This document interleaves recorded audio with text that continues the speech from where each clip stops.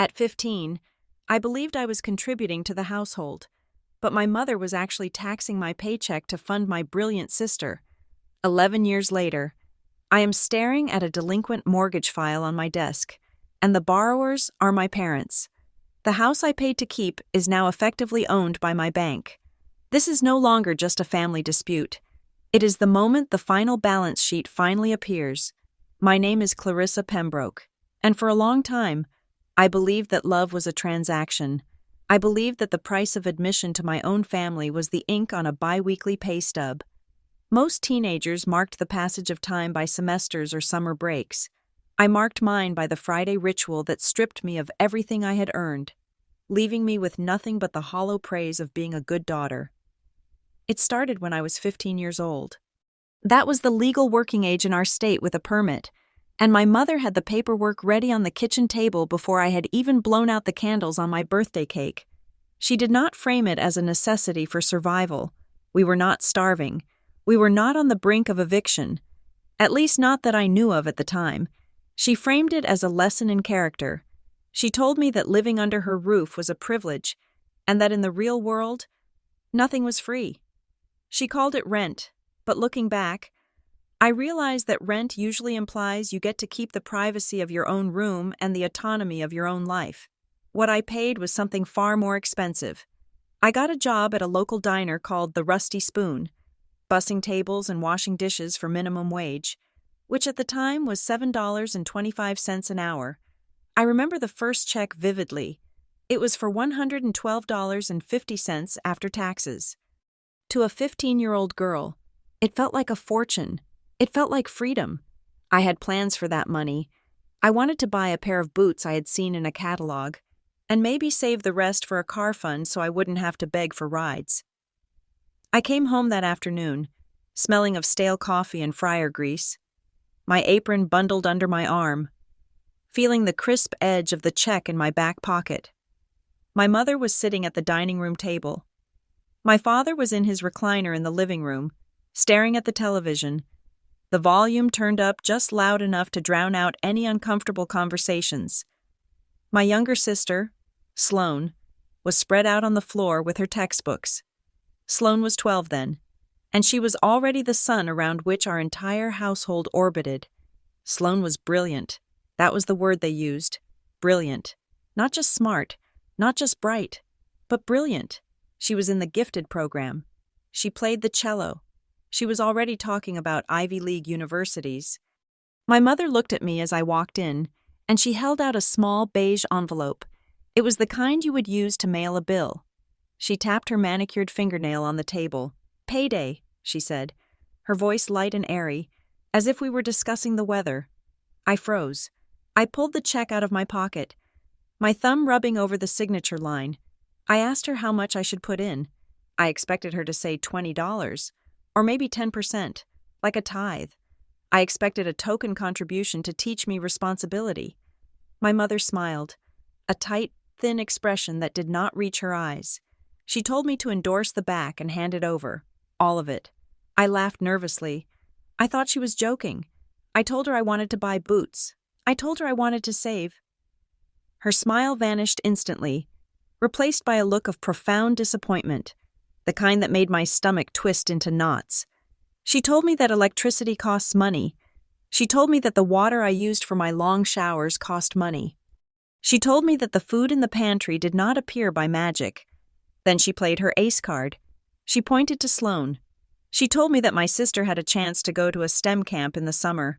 She told me that Sloane needed a new bow for her cello because the old one was warping. She asked me if I was so selfish that I would spend money on vanity boots while my sister's potential withered on the vine. She asked me if I wanted to be the reason Sloane failed. I looked at my father. I wanted him to say something. I wanted him to tell her that taking 100% of a 15-year-old's wages was unreasonable. He just turned the volume up on the television. He was a man who had long ago decided that his peace was worth more than his integrity. He had a favorite saying that he would mutter whenever I looked at him with pleading eyes. He would say that family is sacrifice. He would say that we all have to play our part. I signed the check. I handed it over. My mother slipped it into the beige envelope and tucked it into her purse. Just like that. My labor belonged to her. This became the unwritten law of the Pembroke household. Every 2 weeks, I worked 20 hours on top of my high school course load. Every 2 weeks, I handed over every cent.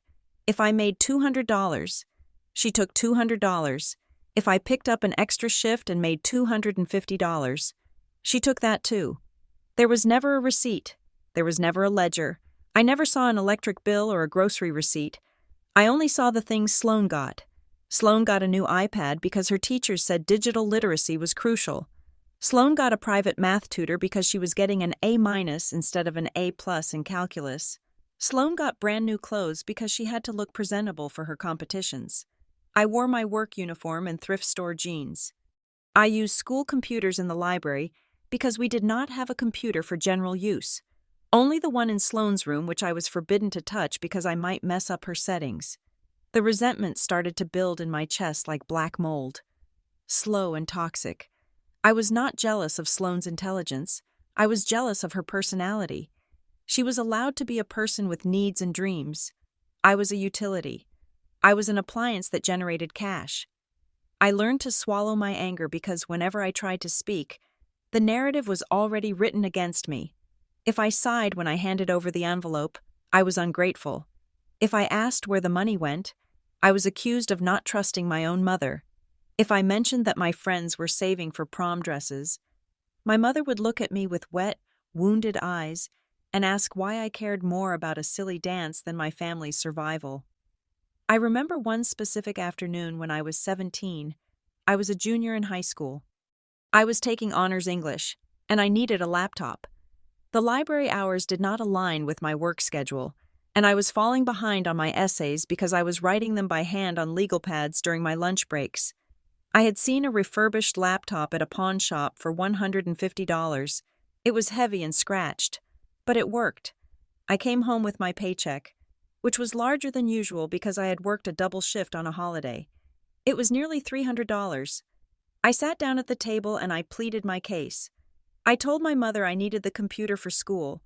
I told her that if I kept my grades up, I could get a scholarship and go to college without costing them a dime. I thought this was a logical argument. I thought appealing to the financial future would work. My mother looked at the check, and then she looked at me. She let out a long, suffering sigh. She told me that it was very sweet, and she wished she could say yes. But then she told me the bad news. She said the transmission on the minivan was acting up. She said the mechanic wanted $500 just to look at it. She said if the van died, she could not drive Sloane to her prep courses at the university 2 towns over. She reached across the table and covered my hand with hers. Her skin was soft, unlike mine, which was chapped from dishwater and bleach. She told me that sometimes we have to delay our gratification for the greater good. She told me that my sacrifice was noble. She took the check. The next day, I saw the van in the driveway. It sounded fine. 2 days later, Sloane came home beaming. She had been enrolled in an exclusive leadership seminar that cost exactly $300. My mother had not fixed the transmission. She had bought my sister another rung on the ladder of success. I did not say a word. I went to my room, which was really just a guest room that doubled as storage for my mother's crafting supplies, and I stared at the ceiling. I realized then that there was no bottom to the hole. No matter how much I gave, it would never be enough because the goal was not to pay bills. The goal was to funnel resources to the chosen child. I was the fuel, and Sloane was the rocket. I made a silent pact with myself that night. I told myself that I just had to survive until I was 18. I told myself that the moment I was a legal adult, I would walk out that door and never look back. I would keep my own money. I would buy my own bread. I would never hand anyone an envelope again. But abuse is a clever architect. It builds walls in your mind that are harder to scale than any physical barrier. As my 18th birthday approached, the guilt trips intensified. My mother started talking about how empty the house would be without me. Not emotionally, but financially. She started making vague threats about how the family might fall apart if I left. She said my father's blood pressure was up because he was worried about money. She said Sloan was so close to getting a full ride to Yale or Harvard, and we just needed to push a little longer. She weaponized my own empathy against me. She knew I loved my sister, even if I resented the dynamic. She knew I did not want to be the villain in their story. So when 18 came and went, I stayed. I enrolled in a local community college because it was cheaper, and I kept working. I kept handing over the envelopes. The only difference was that now, she told me I should be grateful she was letting an adult child live in her house for such a reasonable contribution. I lived in that fog for years, convinced that I was doing the right thing, convinced that I was the glue holding us together. I walked around with a heavy stone in my stomach, a mixture of rage and duty. I watched Sloan shine brighter and brighter, polished by my sweat, while I faded into the background, a ghost in my own life. It took me a long time to understand the true nature of the arrangement. It was not until I started seeing the paperwork, the credit card offers that came in the mail, the way my mother would scramble to hide the mail when I walked in. It was not until I started to learn about finance, about how money actually worked, that the veil began to lift. But back then, at 15, at 16, at 17, I was just a girl standing in a kitchen with a check in her hand, waiting for permission to exist. I was a girl being told that her value was calculated in dollars and cents, and that her dreams were secondary to the family myth of the brilliant sister. I looked at the envelope one last time in my memory. I saw my mother's expectant hand. I saw my father turn back. I saw Sloane's oblivious focus on her books, and I realized the tragedy was not that they took my money. The tragedy was that they took my agency. They took the years where I should have been learning who I was, and they replaced them with a balance sheet.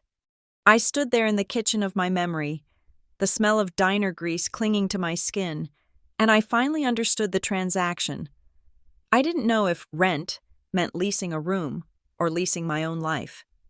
The years between 15 and 18 were a blur of fluorescent lights and the smell of industrial cleaner.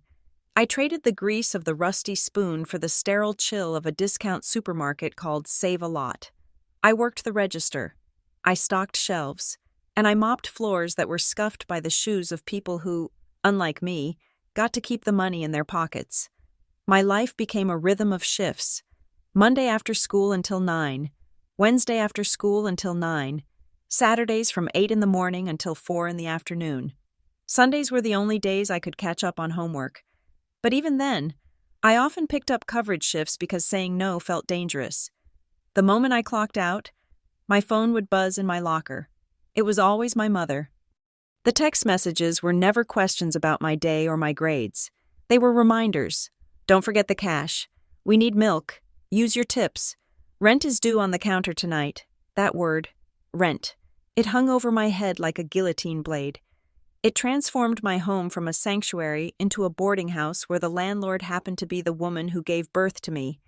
I would walk home, the cash tips burning a hole in my pocket, my feet throbbing in non-slip shoes that were a half size too small because I could not justify buying new ones.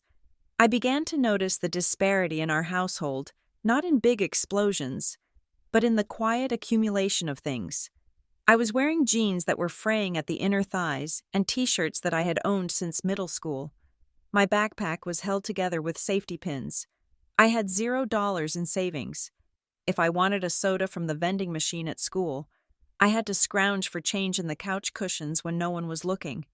Sloan, however, existed in a different economy. I remember coming home one Tuesday night, exhausted from a shift where a customer had screamed at me over an expired coupon. I walked into the living room and saw Sloan sitting on the sofa, unwrapping a sleek white box. It was a brand new iPad. The plastic film was still clinging to the screen. I stopped dead in my tracks. I had just handed over a check for $240 4 days prior. My mother told me we were behind on the heating bill. I asked what was going on. I tried to keep my voice level. I pointed at the tablet. My mother did not even look up from where she was helping Sloan set up her Apple ID. She said it was an investment. She said Sloan needed it for her digital note-taking in her AP European History class. She said that in the modern world, you cannot expect a child to learn with just pen and paper. I asked why we could afford an iPad but I could not afford to go to the dentist for a tooth that had been aching for 3 months. My mother stood up then. She crossed the room and stood very close to me, invading my personal space. She told me that I was being petty. She said that Sloane's education was the family's ticket out of mediocrity. She said that my tooth hurt because I didn't brush enough. Not because of money.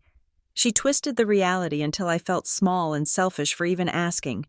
It was around this time that a seed of paranoia, or perhaps survival instinct, took root in my gut. I started keeping records. It wasn't a formal investigation yet. It was just a feeling that if I didn't document this, one day I would look back and believe their version of history. I would believe that I was just a helpful daughter and they were struggling parents doing their best. Every payday, before I put the check or the cash into the beige envelope, I went to the customer service desk at the supermarket or the manager's office at the diner. I asked to make a photocopy of my pay stub. Later, when direct deposit became an option, I was forced to use. I would print the statements at the school library. I kept them in a shoebox deep under my bed, hidden inside an old winter boot that I never wore. I didn't look at them often. I just needed them to exist. I needed to know that the number at the bottom of the page, the number that represented hours of my life sold for minimum wage, was real. I needed to prove to myself that I wasn't crazy. The emotional peak of this era came on my 17th birthday. Birthdays in the Pembroke house were usually subdued affairs, but 17 felt like a milestone. I allowed myself to hope for something. Maybe not a car, obviously, but maybe a day off. Maybe a dinner where I didn't have to cook or clean up. I came home from school to find a store-bought sheet cake on the counter. It was vanilla with that waxy, artificial frosting. It had a clearance sticker on the plastic lid that my mother hadn't bothered to peel off completely. It said $3.99. We sang the song. My father grunted the melody. Sloane looked bored, texting under the table. Then, my mother handed me a gift bag. It was light. Inside was a set of scented lotions from a discount bin. I knew the brand. We sold them at the supermarket where I worked. They cost $4. I smiled. I said thank you. I ate the waxy cake. I told myself it was the thought that counted. 6 days later, the mail arrived. It was a thick, glossy packet addressed to Sloane. It was an acceptance letter for a Young Talent Leadership Summit in Washington, D.C. The house erupted in celebration. My mother was screaming with joy. My father actually got out of his chair to shake Sloane's hand. They talked about how this would look on her college applications. They talked about the networking opportunities. Then I saw the invoice attached to the acceptance letter. It was sitting on the kitchen island. $1,200, plus airfare. I felt the blood drain from my face. I looked at the $3 cake sitting in the trash can. I looked at the lotion that smelled like chemical lavender. I asked how we were going to pay for it. I asked it genuinely. I had just given them my rent, and I knew for a fact that the bank account was supposedly overdrawn because my mother had cried about it on Monday. My mother waved her hand dismissively. She said they would make it work. She said you find money for the things that matter. That phrase cut me deeper than any insult. The things that matter. I confronted her that night. It was late, and Sloane was asleep. I sat at the kitchen table while my mother organized her coupons. I asked her straight out. I asked her to explain the math to me. I told her that I had given her thousands of dollars over the last 2 years. I told her that Dad worked full-time. I told her that we lived in a modest house in a modest town. I asked her why we were always broke unless Sloane needed something. My mother put down her scissors. She looked at me with a mixture of pity and annoyance. She told me that I had no idea how expensive the world was. She listed things vaguely: insurance, taxes, repairs, groceries. I asked why my money had to cover all of that, and she gave me the answer that would haunt me for a decade. She looked me in the eye and said, "Because you live here, Clarissa. You take up space, you use water, you eat food, you are a cost. Sloane is an investment." She didn't use those exact economic terms, but the meaning was clear. I was a liability to be offset. Sloane was an asset to be developed. I stopped asking after that. I just kept filing my pay stubs in the boot under my bed. But the final crack in the illusion happened a few months before I graduated high school. My Aunt Marge came to visit. Marge was my mother's older sister, a practical woman who lived 2 states away and rarely visited. She was sitting on the back patio with my mother, drinking iced tea. I was inside, washing dishes. The window opened just a crack. They didn't know I was listening. Marge was talking about her own finances, about how hard it was to retire. Then she lowered her voice, but I could still hear her clearly. She said that at least my mother must be relieved to be getting that credit card debt down. She said that with me working so much and Gordon, my father, getting his bonus, surely they had paid off the visa. I froze, a soapy plate in my hand. What visa? My mother had always told me we didn't believe in credit cards. She said debt was a sin. She said we lived cash only. I heard my mother laugh, a nervous, high-pitched sound. She told Marge to keep her voice down. She said they were managing. She said they had to move some balances around to cover the mortgage last month because the rate adjusted. I felt the floor tilt beneath me. Mortgage rate adjusted. I thought we had a fixed-rate mortgage. I thought the house was the one stable thing we had. And then it hit me. The realization washed over me like ice water. The money I was paying. The rent that was supposed to teach me responsibility. The envelopes that vanished into her purse, it wasn't going to electricity or milk. It was going into a black hole of financial mismanagement. They were robbing Peter to pay Paul, and I was Peter. My labor wasn't supporting my sister's brilliance. My labor was the duct tape holding together a crumbling dam of bad decisions, hidden debt, and living beyond their means. They weren't poor. They were irresponsible. And they were using a teenager's minimum wage wages to hide that fact from the world. I finished washing the dishes. I dried my hands. I walked to my room and pulled out the boot. I looked at the stack of pay stubs. It was thick now, thousands of dollars. I didn't scream. I didn't cry. I sat on the floor and stared at the numbers. I had planned to go to college for English or maybe history. I liked stories. But at that moment, looking at the evidence of my own exploitation, I changed my mind. I didn't want to study stories anymore. Stories could be faked. My mother had faked a story about poverty for 3 years. I wanted to study the one thing that couldn't lie if you knew how to read it. I wanted to study money. I decided right then, sitting on the dusty carpet of my bedroom, that I would go to the state university. I would take out loans if I had to. I would work 3 jobs if I had to. But I was going to major in finance. I was going to learn how mortgages worked. I was going to learn about amortization schedules, interest rates, and credit reports. I was going to learn the language they used to trick me so that one day I could look at their papers and know exactly where every single cent had gone. I wanted to understand the mechanics of the theft, and more importantly, I wanted to know who was lying. That night, when my mother asked for the envelope, I handed it to her. But for the first time, I didn't feel guilty. I felt something colder. I felt like a spy behind enemy lines, gathering intelligence, waiting for the day I could break the code. I handed her the money, and I smiled. It was the first lie I ever told her that she believed. I told her I was happy to help, but in my head, I was already calculating the interest. The transition from high school to community college did not bring the freedom I had fantasized about. If anything, the shackles tightened. I was 18, legally an adult. But in the Pembroke household, turning 18 simply meant I had lost the excuse of being a child. My mother's logic shifted seamlessly. Before, taking my paycheck was a lesson in responsibility. Now, she called it fair market value. You are an adult woman. She told me one evening as she watched me counting out my tips on the kitchen counter, you are occupying a room in this house. If you lived anywhere else, you would be paying rent, utilities, internet, and groceries.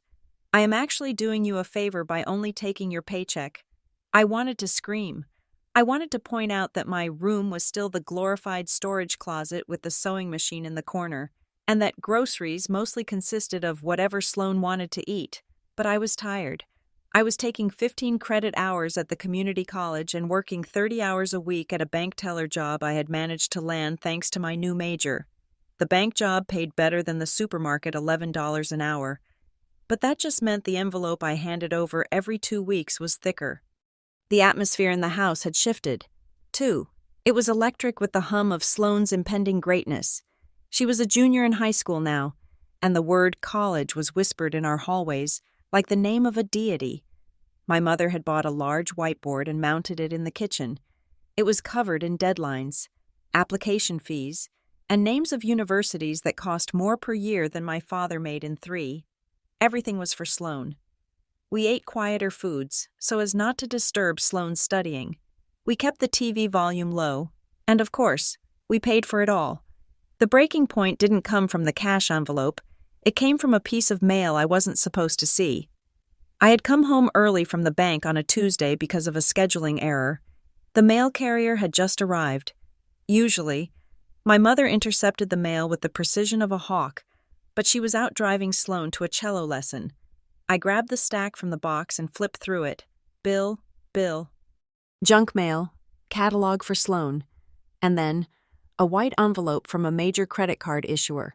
It was addressed to Clarissa Pembroke. My stomach dropped. I had never applied for a credit card. I knew enough from my introductory finance classes to know that debt was a tool, but in the wrong hands, it was a weapon. I tore the envelope open right there on the porch. It wasn't an offer. It was a statement. I stared at the paper, the sunlight glaring off the white page. It was a statement for a card I didn't know I had, with a balance of $450. I walked inside, my heart hammering against my ribs like a trapped bird. I went to the computer, the one I was finally allowed to use now that I was contributing more, and I logged into the credit bureau site I had learned about in class. It took me 20 minutes to verify my identity. When the report loaded, I felt sick. There was the card. Opened 3 months ago. Authorized user Clarissa Pembroke. Primary account holder Lorraine Pembroke. My mother had opened a card in her name and added me as an authorized user. On the surface, she could argue this was to help me. Parents did it all the time to help their children build a credit history. But then I looked at the utilization. The card had a limit of $5,000. The balance was $4,800. And the charges on the statement I held in my hand were not for emergencies. $75 at a beauty salon, $120 at a boutique clothing store that Sloane loved, $40 at a cinema. She wasn't building my credit. She was ruining my debt-to-income ratio before I had even started my life, leveraging my name to extend her own spending power because she had likely maxed out everything else. I sat at the kitchen table and waited. When my mother and Sloane walked in, laughing about something the cello instructor had said, the sound of their joy felt like sandpaper on my skin. Sloane went straight to the fridge. My mother saw me sitting there, the statement on the table. She didn't flinch. She didn't look guilty. She just sighed, dropping her keys on the counter. "You shouldn't open mail that isn't yours." "Clarissa," she said, taking off her coat. "It is addressed to me," I said, my voice shaking. "I didn't open this account." My mother waved her hand dismissively. Opening the pantry. "I did it for you. You need a credit score to rent an apartment or buy a car these days. You have zero history. I put you on my account so you could piggyback off my good standing. You should be thanking me." I stood up. I pointed at the paper. "Piggyback?" I asked, my voice rising. "Mom, the card is maxed out. That doesn't help my score. That hurts it. And looking at these charges nails clothes. This isn't building my credit. This is you spending money we don't have." Sloane stopped chewing her apple. She looked back and forth between us, her eyes wide. My mother slammed the pantry door shut. The noise made us all jump. "How dare you?" she hissed, turning on me. Her face went red, that blotchy, terrifying red I knew so well. "How dare you sit there and audit me? I have fed you, clothed you, and housed you for 19 years. Do you know how much that costs? Do you?" "It costs everything I make," I shouted back. "I give you every paycheck. Why do you need credit cards in my name if I'm giving you all my money? Because it is not enough," she screamed. The silence that followed was heavy. She breathed hard, her chest heaving. "Do you think your father's salary covers this life?" she asked. her voice dropping to a venomous whisper. Do you think your minimum wage pennies cover the mortgage, the insurance, the taxes, and Sloan? She gestured to my sister like she was a holy relic. Sloan is going to be something. Clarissa. She is going to get out of this town. She needs clothes that don't look like they came from a donation bin. She needs to fit in with the people who can give her scholarships. I am investing in the family. I am doing what I have to do. Just then, the back door opened. My father walked in, looking tired, his lunchbox in hand. He saw the tension immediately. He saw my mother's flushed face and my shaking hands.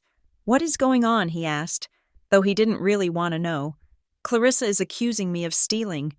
My mother sobbed. She burst into tears instantly. A performance so sudden and practiced it was almost impressive. She buried her face in her hands. I try so hard to keep this family afloat, and she treats me like a criminal. My father's face hardened. He looked at me, disappointment etching deep lines around his mouth. Clarissa, he warned, don't make your mother cry. Dad, look at this. I tried to show him the statement. She opened a card in my name and maxed it out on clothes for Sloan. I don't want to see it, he said, raising his voice. I don't want to hear about money. I work all day. I come home to peace. Not this. If your mother says she needed it, she needed it. We are a family. We share burdens. He walked past me and put his arm around my mother, cooing to her, telling her it was okay, that I didn't mean it. I stood there, alone in the middle of the kitchen. I looked at Sloan. She was staring at her shoes, refusing to meet my eyes. She knew. Somewhere deep down, she knew that the new dress she was wearing was bought with debt that had my name on it, but she didn't say a word. Something inside me snapped. It wasn't a loud snap. It was the quiet sound of a bridge collapsing. I am not giving you my check this Friday, I said. The room went silent. My mother stopped crying instantly. She pulled away from my father and looked at me. Excuse me, I am not giving you the whole check, I repeated, my voice steadying. I am keeping half. I need to pay for my own books. I need to save so I can move out because clearly, living here is too expensive. My mother stared at me like I had slapped her. Then she laughed, a dry, humorless sound. If you don't pay, you don't live here. Fine, I said. Then I will leave. She narrowed her eyes. She knew I had nowhere to go. She knew I didn't have enough for a deposit on an apartment yet, ironically, because she had taken all my money. She changed tactics. She went for the jugular. Sloan has the interview for the summer residency at the Precipice program next week, she said softly. The registration fee is $500. It is due on Friday. I looked at Sloan. She finally looked up at me, her eyes wet. Clarissa, please, Sloan whispered. It's the only way I can get into Stanford. It's my big break. My mother smiled, a small, triumphant smile. If you keep your money, Sloan misses the deadline. Her future stops. Is that what you want? Do you want to be the reason your sister is stuck working at a bank for the rest of her life like you? The insult stung, but the guilt was heavier. I looked at my sister. She was 16. She was selfish. Yes, but she was also a child. She believed the hype. She believed she was special because my mother told her she was. If I said no, I wouldn't just be fighting my mother. I would be crushing Sloan. I hate you, I said to my mother. I said it calmly. She didn't care. She just held out her hand. I negotiated. It was the first time I had ever fought back and won anything, even if it was a Pyrrhic victory. I will give you $300. I said. That is it. That is enough for half the fee. You find the rest, and you take my name off that card immediately, or I will call the fraud department and report it as identity theft. I don't care if you are my mother. I will do it. My mother saw something in my eyes she hadn't seen before. Maybe it was the coldness. Maybe she realized I wasn't 15 anymore. Fine, she spat. 300. But don't expect to eat dinner here this week. I walked out of the kitchen. I went straight to my room and packed a bag, just in case. But the next day, I did something more important. I went to a different bank, a competitor to the one I worked at. Just to be safe, and I opened a checking account in my name only. I requested paperless statements. I set up a P.O. box at the post office across town so no mail would ever come to the house again. Then I went to the credit bureaus and I put a freeze on my Social Security number. It was a drastic step, usually reserved for victims of identity theft. But that was exactly what I was. I started siphoning money. It wasn't much. $20 here, $50 there. I told my mother my hours had been cut. I told her taxes had gone up. I lied with a fluency that scared me. I kept giving them money, but I stopped giving them my trust. I watched them from across the dinner table, my mother preening over Sloan, my father eating in silence, my sister glowing with the praise bought with my stolen wages, and I felt like a stranger. I was no longer a daughter. I was a tenant in a hostile environment. And like any smart tenant, I started looking for the exit. One hidden $20 bill at a time. The war had escalated, and for the first time, I was building my own arsenal.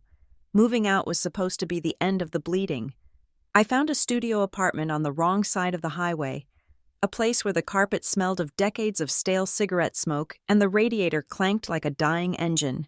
But I signed the lease with a shaking hand and a soaring heart. For the first time, my paycheck went to my own landlord. I bought my own bread. I bought a second-hand desk for my studies. I thought I had built a fortress. But I had underestimated the permeability of guilt.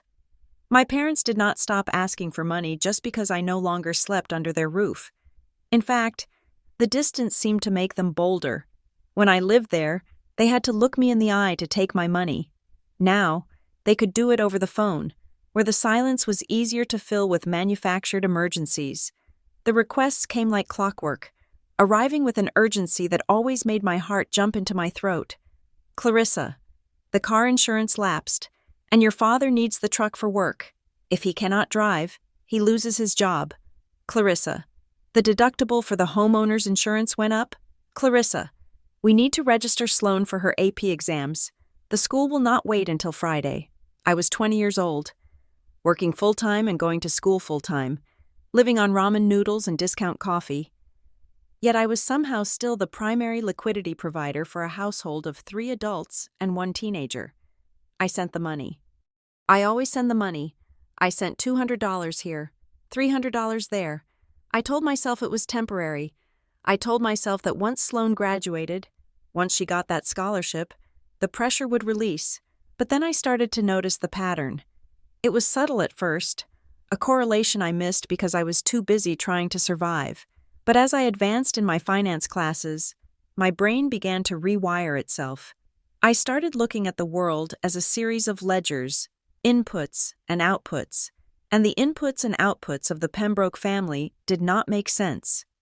I noticed that every time Sloan achieved something, a financial disaster struck the house within 48 hours. In October, Sloan was accepted into a prestigious debate club that traveled to state competitions. 2 days later, my mother called me in tears saying the furnace had broken and they were freezing. I sent $400. In February, Sloan won a regional science fair and needed a specific graphing calculator and a new suit for the nationals. The next day, my father supposedly had a root canal that insurance would not cover. I sent $350. It was too consistent to be bad luck. It was a formula. I decided to test my theory. I needed a second opinion. Someone who was not emotionally compromised. I turned to Ben, a guy in my intermediate accounting class who wore sweater vests unironically and got excited about tax law. We were studying at the library one night, surrounded by textbooks on auditing. I asked him a hypothetical question. I asked him what it looked like when a business constantly had liquidity crises despite having a steady income stream. Ben adjusted his glasses and didn't even look up from his notes. He said it usually meant they were servicing debt with debt. He called it churning. He explained that when you are insolvent, you use cash from one source to pay the minimum on a credit card, then use that credit card to pay a bill, then borrow from a third source to pay the interest on the first.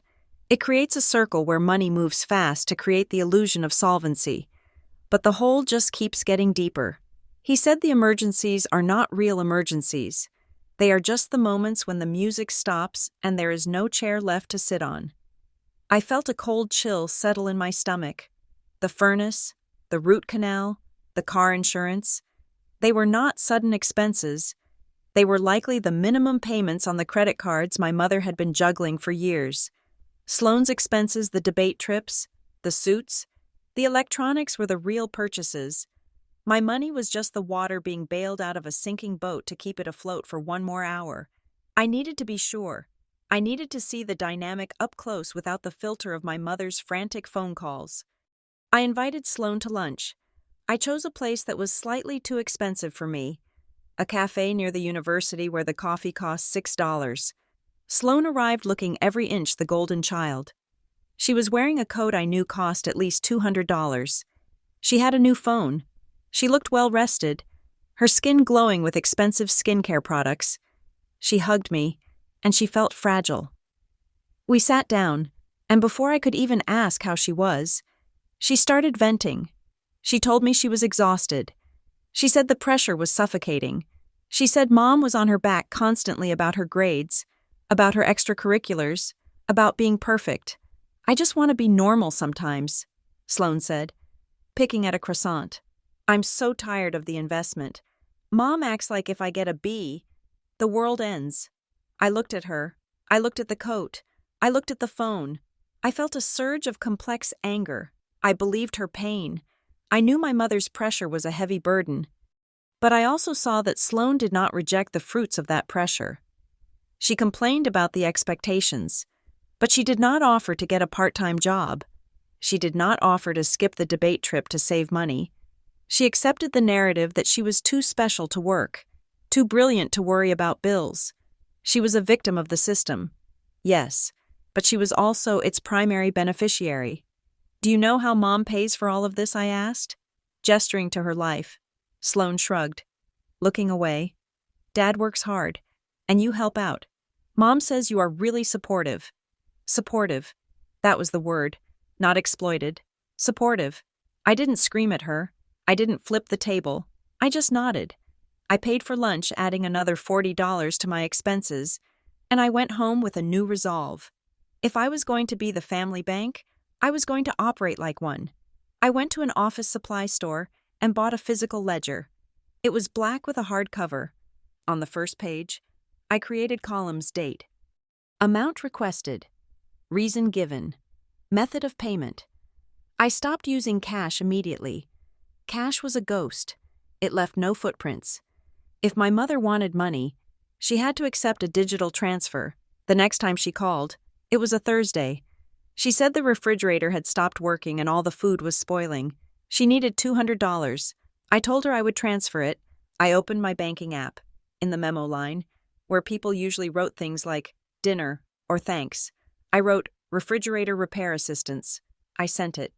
2 hours later, my mother called back. Her voice was tight. Clarissa, why did you write that note on the transfer? I played dumb. I asked what she meant. The note. She said, it shows up on the statement. It looks official. Why do you need to be so specific? Can't you just send it? I leaned back in my chair in my empty apartment. I told her that I was just trying to be organized. I told her that since I was living on my own now, I wanted to track my spending. I told her it was to remind myself how much I was able to help the family. I said I just want to remember how grown up I am. Mom. She couldn't argue with it without sounding suspicious. She had to swallow it, but I knew she hated it. She hated it because it created a paper trail. It turned her emergencies into line items that could be audited. I kept that ledger religiously. March 12th, $150. Reason Dad's blood pressure medication. April 4th, $300. Reason Sloane's SAT prep course registration. May 1st, $200. Reason unexpected tax bill. I watched the column of numbers grow. I watched the reasons cycle and repeat. And as I tracked the data, I stopped feeling like a helpless daughter. I started feeling like an investigator building a case file. It was this mindset, this cold, analytical detachment that landed me my career. I was 22 when I applied for an entry-level position at Marblegate Community Bank. It wasn't a big Wall Street firm. It was a regional institution that prided itself on serving the neighborhood. The interview process included a basic aptitude test where you had to look at a sample loan application and spot errors. Most people spotted the typo in the address or the missing signature. I looked at the income versus the debt obligations. I looked at the cash flow. I circled a section in red ink and wrote a note in the margin. Applicant claims zero debt, but debt-to-income ratio suggests hidden liabilities or undisclosed dependents. Cash flow does not support stated lifestyle. The hiring manager, a woman named Mrs. Gable, who looked like she could smell a lie from across the room, looked at my paper. She looked at me. She asked how I knew to look for that. I looked her in the eye. I didn't tell her about the boot under my bed or the black ledger on my desk. I just said that I had a lot of experience with creative accounting in domestic settings. She hired me on the spot. I started as a loan processor, the person who gathers the documents and checks the boxes. But I was hungry, and I was terrified of being poor. I worked harder than anyone else. I arrived at 7 in the morning. I stayed until 6. I learned the underwriting guidelines inside and out. I learned how to read a tax return better than people who had been there for 10 years. I found a strange comfort in the rules of banking. In my house, the rules changed every day depending on my mother's mood or Sloane's needs. At the bank, math was math. Assets minus liabilities equaled net worth. If you didn't pay, you defaulted. There was no guilt trip that could change an amortization schedule. It was safe. It was logical. It was the only place in my world where the truth was mandatory. By the time I was 24, I had been promoted twice. I was working in the servicing department, handling specialized accounts. I was making a real salary, $45,000 a year, which felt like millions to me. But I didn't change my lifestyle. I stayed in a cheap apartment. I drove my beat-up sedan. I saved everything I could, because I knew the monster back home was still hungry, and I was right. My parents knew I had a good job now. The requests for $200 stopped. They started asking for $500. They started asking for help with investments. They spoke to me with a new kind of respect, but it wasn't the respect of parents for a successful child. It was the respect a parasite has for a particularly healthy host. I kept paying. I kept writing my memos. I kept filling my ledger. I was waiting. I didn't know what I was waiting for. Exactly. Maybe I was waiting for them to stop. Maybe I was waiting for an apology. Or maybe, subconsciously, I was waiting for the inevitable moment when the math would finally win. I was working in the place that held the keys to their reality. And deep down, I think I knew that sooner or later. Their file would cross my desk. I just didn't expect it to happen on a rainy Tuesday morning, 3 years into my career, when a red folder landed in my inbox with the word refinance stamped across the top. The air conditioning at Marblegate Community Bank was always set to 68 degrees. It was a sterile, preserved cold that made the office feel less like a place of business and more like a morgue for bad financial decisions. I liked it. After years of living in the emotional humidity of my parents' house, the dry, regulated atmosphere of the servicing department felt like safety. My desk was in the back corner, flanked by 2 large monitors that glowed with the dull blue light of spreadsheets and PDF viewers. I was 26 years old, and I was a senior loan servicing specialist. My job was no longer just about checking boxes. It was about triage. I handled the portfolio of loans that were flagging, the ones that were teetering on the edge of performing and non-performing. I looked at debt-to-income ratios that had slipped into the red. I looked at payment histories that looked like a Morse code of distress signals. It was a Tuesday afternoon, the kind of day that dragged on with the slow, rhythmic clicking of keyboards. I had my headphones in, playing white noise to drown out the low murmur of my colleagues discussing their lunch plans. My queue auto-populated with the next file. I clicked open the document without looking at the header. My eyes went straight to the numbers. That was my training. You don't look at the names first. Names make you empathetic. You look at the math. The math was ugly.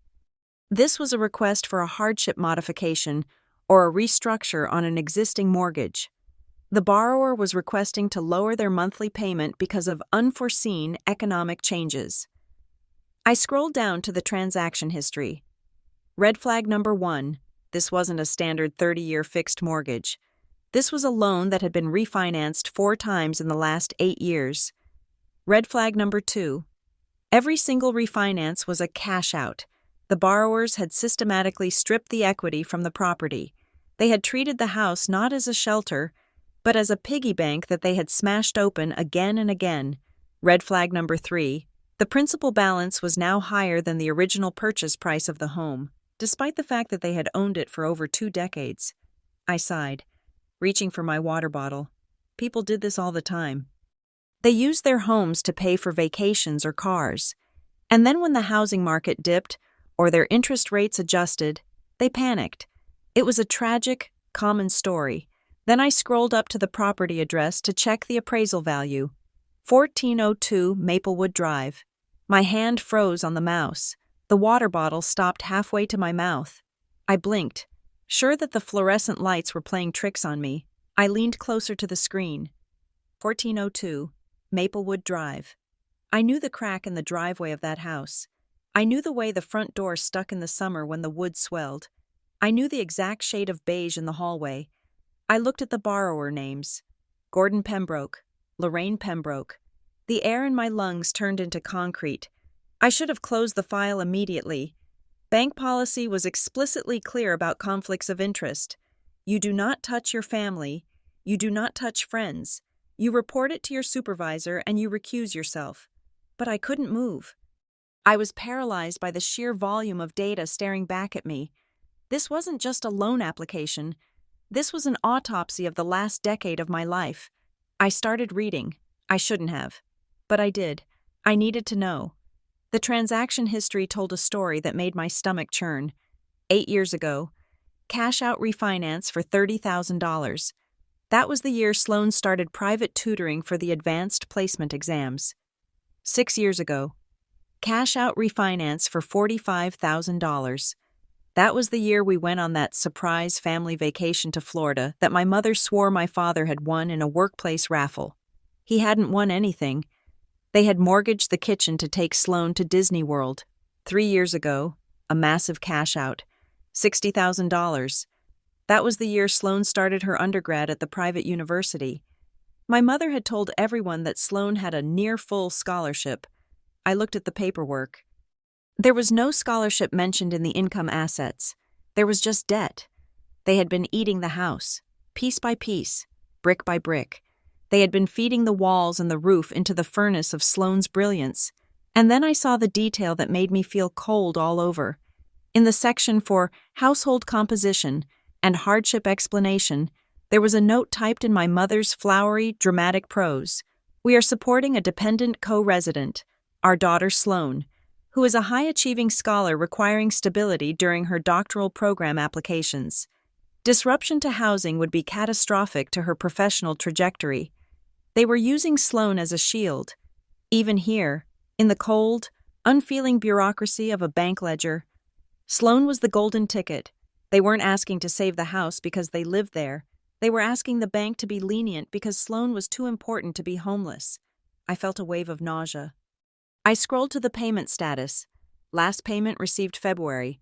It was April. They were 60 days delinquent. They weren't just asking for a better rate. They were drowning. I sat back in my ergonomic chair, my heart hammering against my ribs. All those phone calls, all those emergencies, the $200 for the fridge, the $300 for the insurance, they weren't for repairs. They were likely throwing my money at the late fees on this monstrosity of a loan, trying to keep the wolves at bay for 1 more month. I clicked the recuse button on my dashboard. I had to. If I touched this file any longer, I could lose my license. I typed in the mandatory explanation, immediate family member, conflict of interest. The screen flashed, and the file vanished from my queue, sent back to the chaotic pool of distressed assets to be assigned to a stranger who wouldn't care about the crack in the driveway. But the image was burned into my retinas. My phone buzzed on the desk. I looked down. The screen lit up with a photo of my mother smiling. The timing was so perfect it felt scripted. I picked it up. My hand was trembling, but my voice was steady. That was the gift Marblegate had given me. I knew how to sound like a banker even when I felt like a daughter. "Hello," I said. "Clarissa, sweetheart." My mother's voice was bright. too bright. It had that frantic, sugary edge that usually preceded a request. "How is work? Are you busy?" "I am at work." "Mom?" I said. "So yes, I am working." Right. Of course." She laughed. A nervous titter. "I won't keep you. Well, your father and I are in a bit of a bind this week. The truck needs new tires. You know how dangerous it is to drive on bald tires with all this rain we have been having. It is a safety issue. Really." I closed my eyes. "The truck tires." How much, I asked. "Well, for good ones, it is about $600. But even $300 would help us get the front two done. We can wait in the back." $600. I looked at the empty black screen where the file had been. The monthly payment on their restructured loan, the one they hadn't paid in 2 months, was nearly $3,000. $300 wouldn't even cover the late fee. She wasn't buying tires. She was trying to scrape together enough cash to make a partial payment, hoping it would stop the bank from sending the next letter. "Mom," I said. I asked the question calmly. "Are you behind on the mortgage?" The silence on the other end of the line was absolute.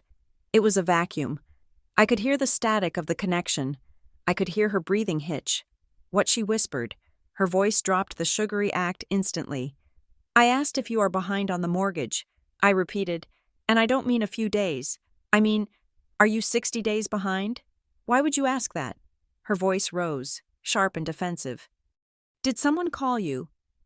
"Who have you been talking to?" "No one called me."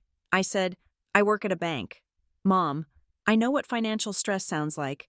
You are asking for tire money. But you sound like someone who is afraid to answer the front door." "You are being ridiculous," she snapped. "The mortgage is fine. We have lived in this house for 25 years. Do you think we would jeopardize our home?" "Yes," I said. "I think you would jeopardize anything if it meant keeping up appearances for Sloan." "Don't you bring your sister into this," she shouted. "You are always so jealous." "Clarissa, it is ugly. We are just having a temporary cash flow issue because the economy is hard. Everyone is struggling. If you don't want to help your parents so your father doesn't die in a car crash on bald tires, just say so. Don't invent conspiracies. She was good. She was so good. If I hadn't seen the screen, if I hadn't seen the transaction history with my own eyes, I might have wavered. I might have thought, maybe I am being paranoid. Maybe it really is just tires. But numbers don't lie. I am not sending the money." "Mom," I said. "Clarissa, I am not sending it," I said, cutting her off, "and I am not sending it next week either. You ungrateful little—" She stopped herself, taking a ragged breath. "You listen to me. We sacrificed everything for you." "No," I said. "You sacrificed the equity in the house. There is a difference." There was a stunned silence.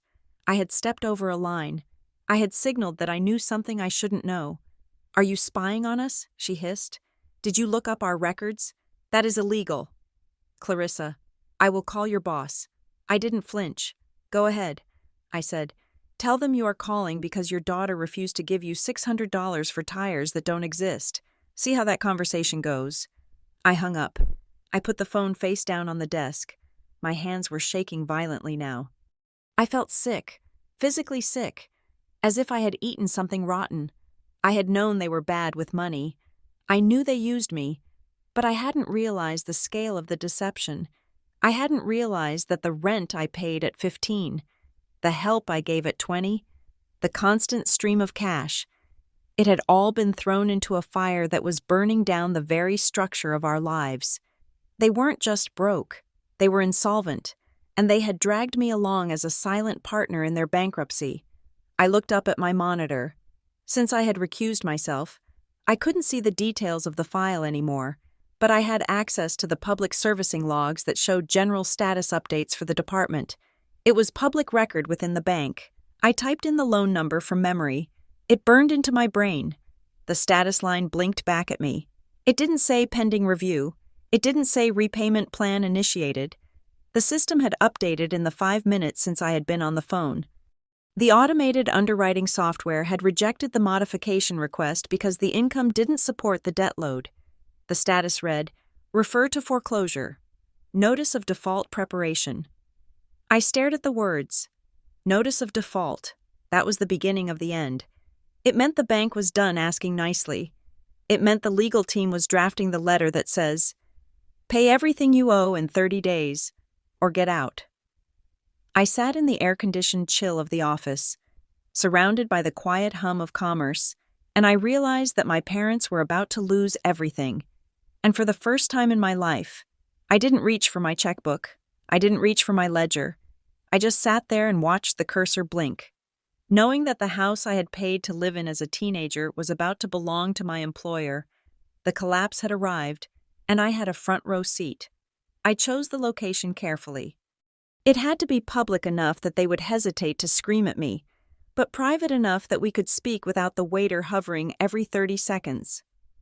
I selected a seafood restaurant called the Anchor in Seabriar, a coastal town about 40 minutes from our home. It was neutral ground. It was not the kitchen table where I had surrendered my paychecks for a decade. It was not the bank where I monitored their collapse. It was just a place with overpriced crab cakes and a view of the gray, churning ocean. I arrived 15 minutes early.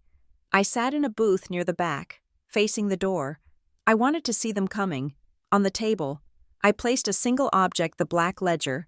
It sat there like a closed Bible, heavy and absolute. My parents arrived together. My mother was wearing her best church blouse, a silk thing that she had likely bought during one of her retail therapy sessions that I had unknowingly funded.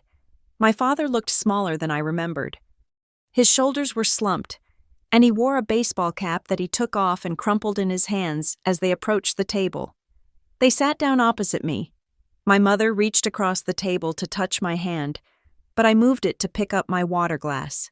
"Clarissa," she started, her voice dropping to that hushed, reverent tone she used for funerals and asking for loans. "I am so glad you agreed to meet. We need to clear the air. There is so much tension, and for a family, tension is poison." She paused, waiting for me to agree, to soften, to fall into the old rhythm of reassurance. I just looked at her. "We are a family," she continued, a little more urgently, "and families stick together. We don't spy on each other. We don't judge each other for stumbling. We just catch each other. That is what love is." She looked at me with wet, pleading eyes. It was a performance I had seen 1,000 times. It was the prelude to the task. I didn't spy. "Mom," I said quietly, "I work in servicing. Your file didn't just cross my desk. It screamed at me. You are 60 days delinquent. That is not stumbling. That is falling off a cliff." My father cleared his throat. He looked at the menu but didn't read it. "Clarissa," he said, his voice rough, "we know things are tight, but you have done so well for yourself. You have that good job at the bank. You're single. You have low expenses." Here it came. "The entitlement?" "Dad," I said, cutting him off. "My expenses are low because I live in a studio apartment the size of a parking space. I drive a car with a taped-up bumper. I don't have a good job so that I can pay for a house I don't own." "You helped before," he said, looking up with a sudden, desperate anger. "Why is it different now? You help because you can. That is what we do. We sacrifice." I opened my mouth to respond, to scream that I had sacrificed enough. But the front door of the restaurant opened. Sloane walked in. She was 20 minutes late. She was wearing headphones around her neck and carrying a designer tote bag that probably cost more than my car insurance for the year. She looked annoyed, as if this meeting were a massive inconvenience to her schedule. She didn't apologize. She slid into the booth next to my mother, sighing loudly. "Sorry," she said, not sounding sorry at all. "Traffic was a nightmare, and I have a study group in 2 hours. So can we make this quick? I have a thesis proposal to outline." She looked at me, then at the menu. "Hey, Rissa," she said casually, using the nickname I hated. "Mom said you guys were freaking out about money again. Can you just, cover us for a month? I really can't deal with the stress right now. I need to focus." The audacity was breathtaking. It was almost art. She sat there, the golden child, asking for a bailout as if she were asking for a stick of gum. I looked at the three of them, my mother, the architect of the disaster, my father, the enabler, Sloane, the product. I didn't yell. I didn't cry. I reached out and placed my hand on the black ledger. I am not covering you. I said, not for a month, not for a week, not for an hour. Sloane rolled her eyes. God, don't be dramatic. You always make this into a thing. I opened the ledger. I turned it around so they could see the pages. I have been keeping track. I said. My mother frowned, squinting at the handwriting. What is this? This is the cost of living in the Pembroke house. I said. I started tracking it when I moved out. But then I went back. I went back to my pay stubs from when I was 15. I went back to the bank records. I reconstructed the last 11 years. I pointed to the final number at the bottom of the last page. It was circled in red ink. $82,450. The table went silent. The number hung in the air like smoke. That is how much I have given you, I said. Since the day I got my work permit, rent, utilities, groceries, tuition. Field trips, tires, furnaces, $82,000. My mother's face went pale, then flushed a deep, angry red. You kept score, she hissed. She looked at me with genuine disgust. You sat there and counted every penny you gave to your own family. That is sick, Clarissa. That is cold-hearted. Who does that? I looked her dead in the eye. I didn't count pennies. Mom, I said, I counted my youth. I flipped the pages back to the beginning. See this $2,000 in 2012. That was my junior prom. I didn't go because I gave you the money for the electric bill. See this $5,000 over the course of my freshman year of college. That was the semester I ate instant noodles twice a day until my hair started falling out from malnutrition. Because you said Dad needed transmission work, I looked at Sloane. And this $1,200, the Young Talent Leadership Summit, the one that was supposed to change your life. Sloane shifted in her seat, crossing her arms defensively. It did change my life, she muttered. It gave me connections. Did it? I asked. Or was it just another thing we bought to make ourselves feel important? I looked back at the total. $82,000. That is a down payment on a house. That is a graduate degree. That is a travel fund. That is my life. Liquidated and poured into a hole that you refused to fill. My mother slammed her hand on the table. The silverware rattled. People at the nearby tables turned to look. But she didn't care. How dare you? She whispered, her voice trembling with rage. You are ungrateful. We raised you. We put a roof over your head. And I paid for the roof, I snapped, my voice rising for the first time. I paid for it when I was a child. Dad intervened, looking terrified of the scene we were making. Clarissa, please, lower your voice. We aren't saying you haven't helped. We appreciate it. But looking at the past doesn't help us now. We are about to lose the house. Good, I said. The word hung there, brutal and heavy. Excuse me, Sloane asked, her eyes wide.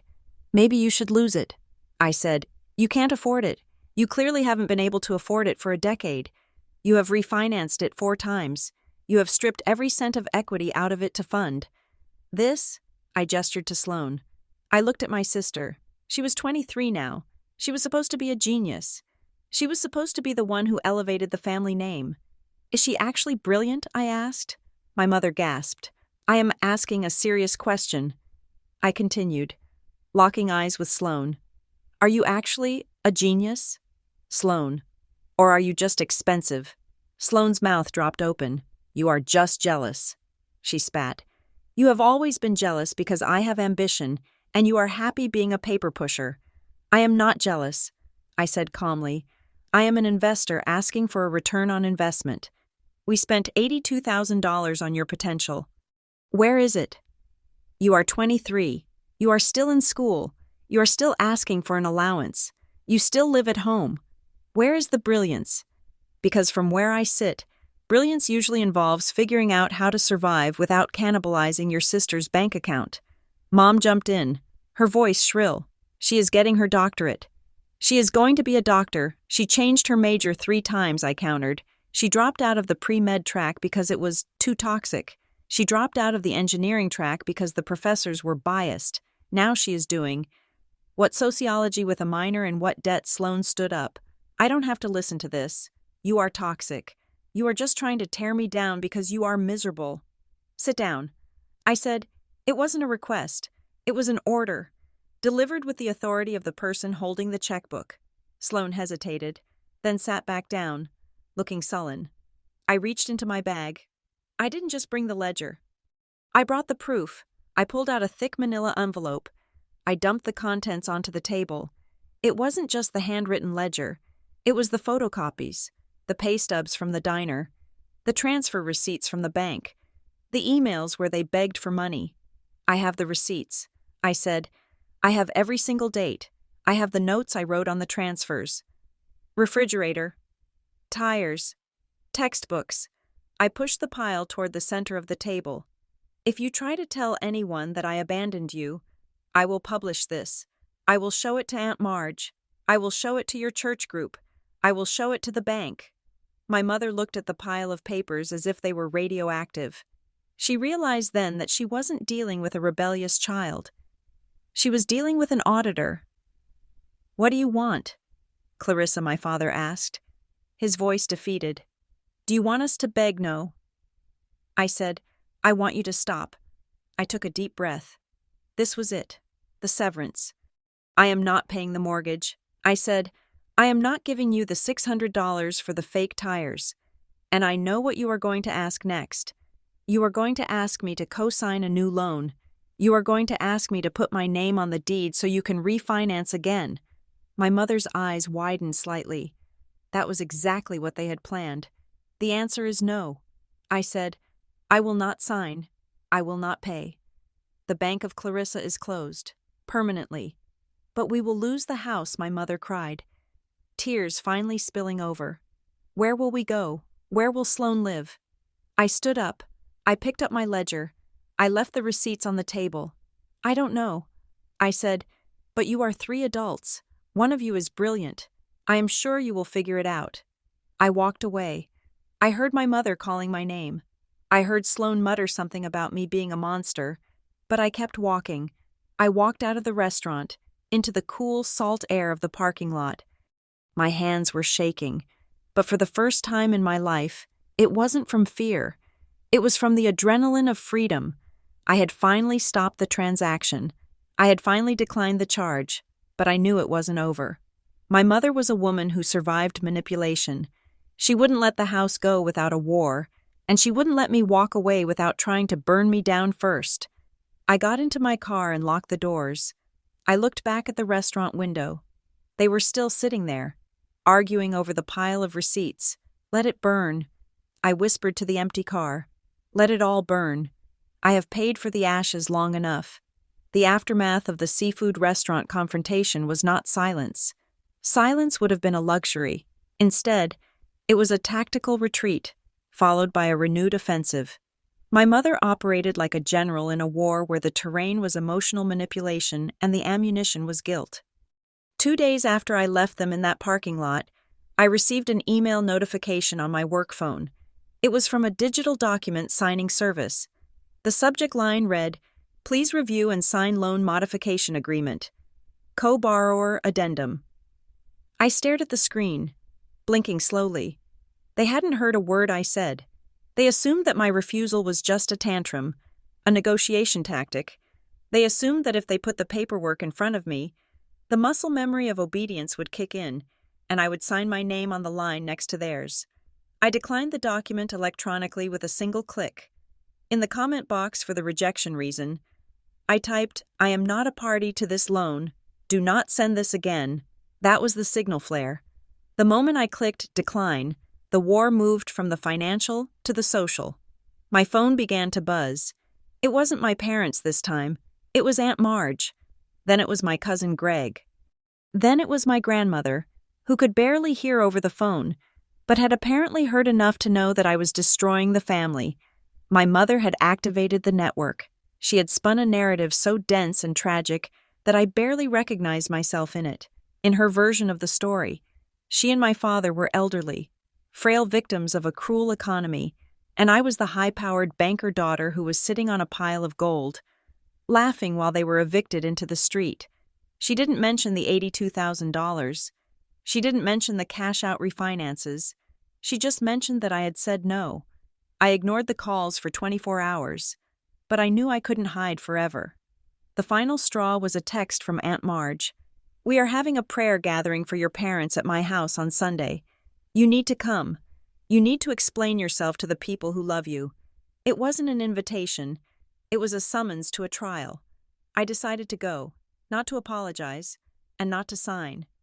I went because I realized that as long as my mother controlled the narrative, I would never be free. I had to blow up the story from the inside. I arrived at Aunt Marge's house at 2 p.m. The driveway was full. It felt less like a prayer gathering and more like an intervention. I walked in, clutching my bag, the bag that still contained the black ledger and the receipts. I felt like I was carrying a grenade. The living room was crowded. My parents were sitting on the main sofa, holding hands, looking like tragic survivors of a natural disaster. My mother dabbed at her eyes with a tissue. Sloane was sitting on the armrest, looking bored but appropriately somber. Around them were my aunts, uncles, and a few cousins. When I walked in, the conversation died instantly. "There she is," Aunt Marge said. She was standing by the fireplace, arms crossed. "We were just praying for your heart to soften." "Clarissa." I didn't take off my coat. I stood near the door. "My heart is fine." "Marge," I said. My mother let out a small, wounded sob. "See? She is so cold. I don't know what happened to her. We raised her to be kind." "Clarissa." Uncle Bob stepped forward. He was a good man, but he had a soft spot for my mother's dramatics. "Your mom says you are refusing to help them keep the house. She says you want them homeless. Is that true?" I looked at Uncle Bob. I looked at my parents. "I am not refusing to help.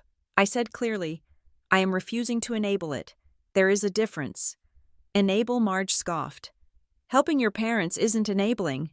"Clarissa, it is my duty. They sacrificed everything for you girls. And now, when they hit a rough patch, you turn your back because you are too busy with your big city bank job." I almost laughed. My big city job was 20 minutes away, and I made $45,000 a year. I haven't turned my back. I said, "I have been carrying them." My mother stood up then, shaking her head. "Don't lie, Clarissa. Don't lie in front of God and family. You haven't given us a dime in months. You let us suffer because you are jealous of Sloane." She pointed at my sister. "You are jealous because Sloane is special, and you can't stand it. You want to punish us for supporting her dream." The room murmured in agreement. The narrative was set. I was the bitter, mediocre sibling trying to sabotage the prodigy. Sloane looked down at her nails.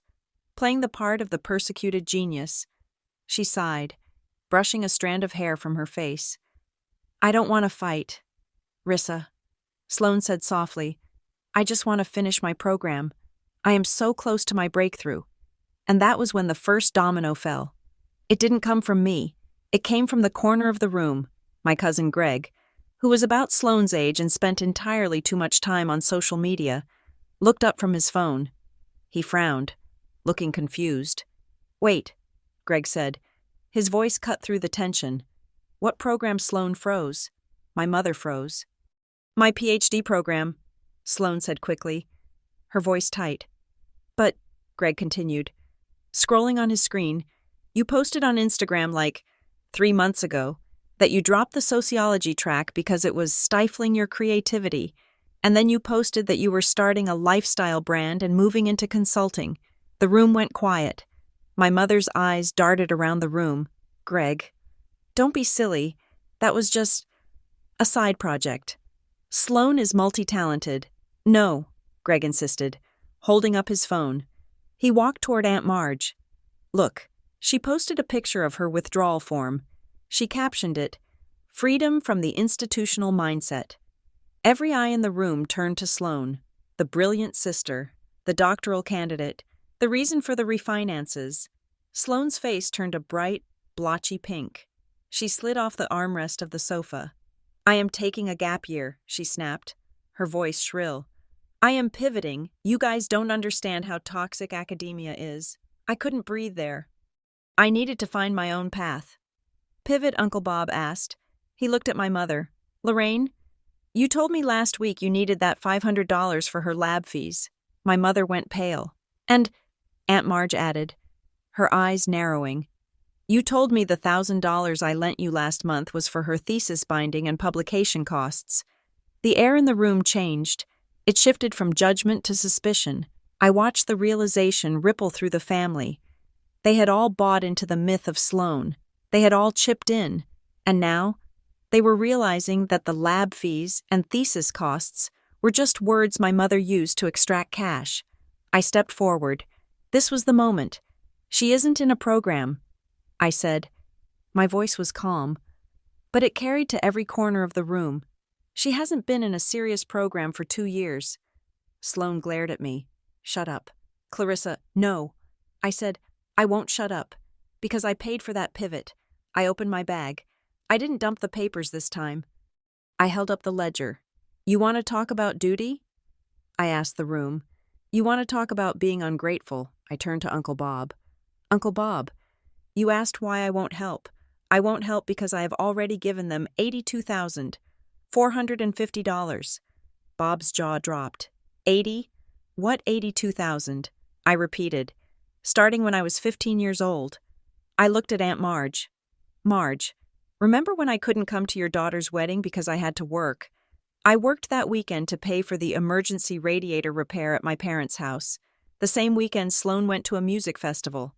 I turned to my mother. She was trembling, looking like a trapped animal. I paid rent from the age of 15. I said to the room, every paycheck, 100%. I bussed tables. I scanned groceries. And every Friday, Mom took the envelope.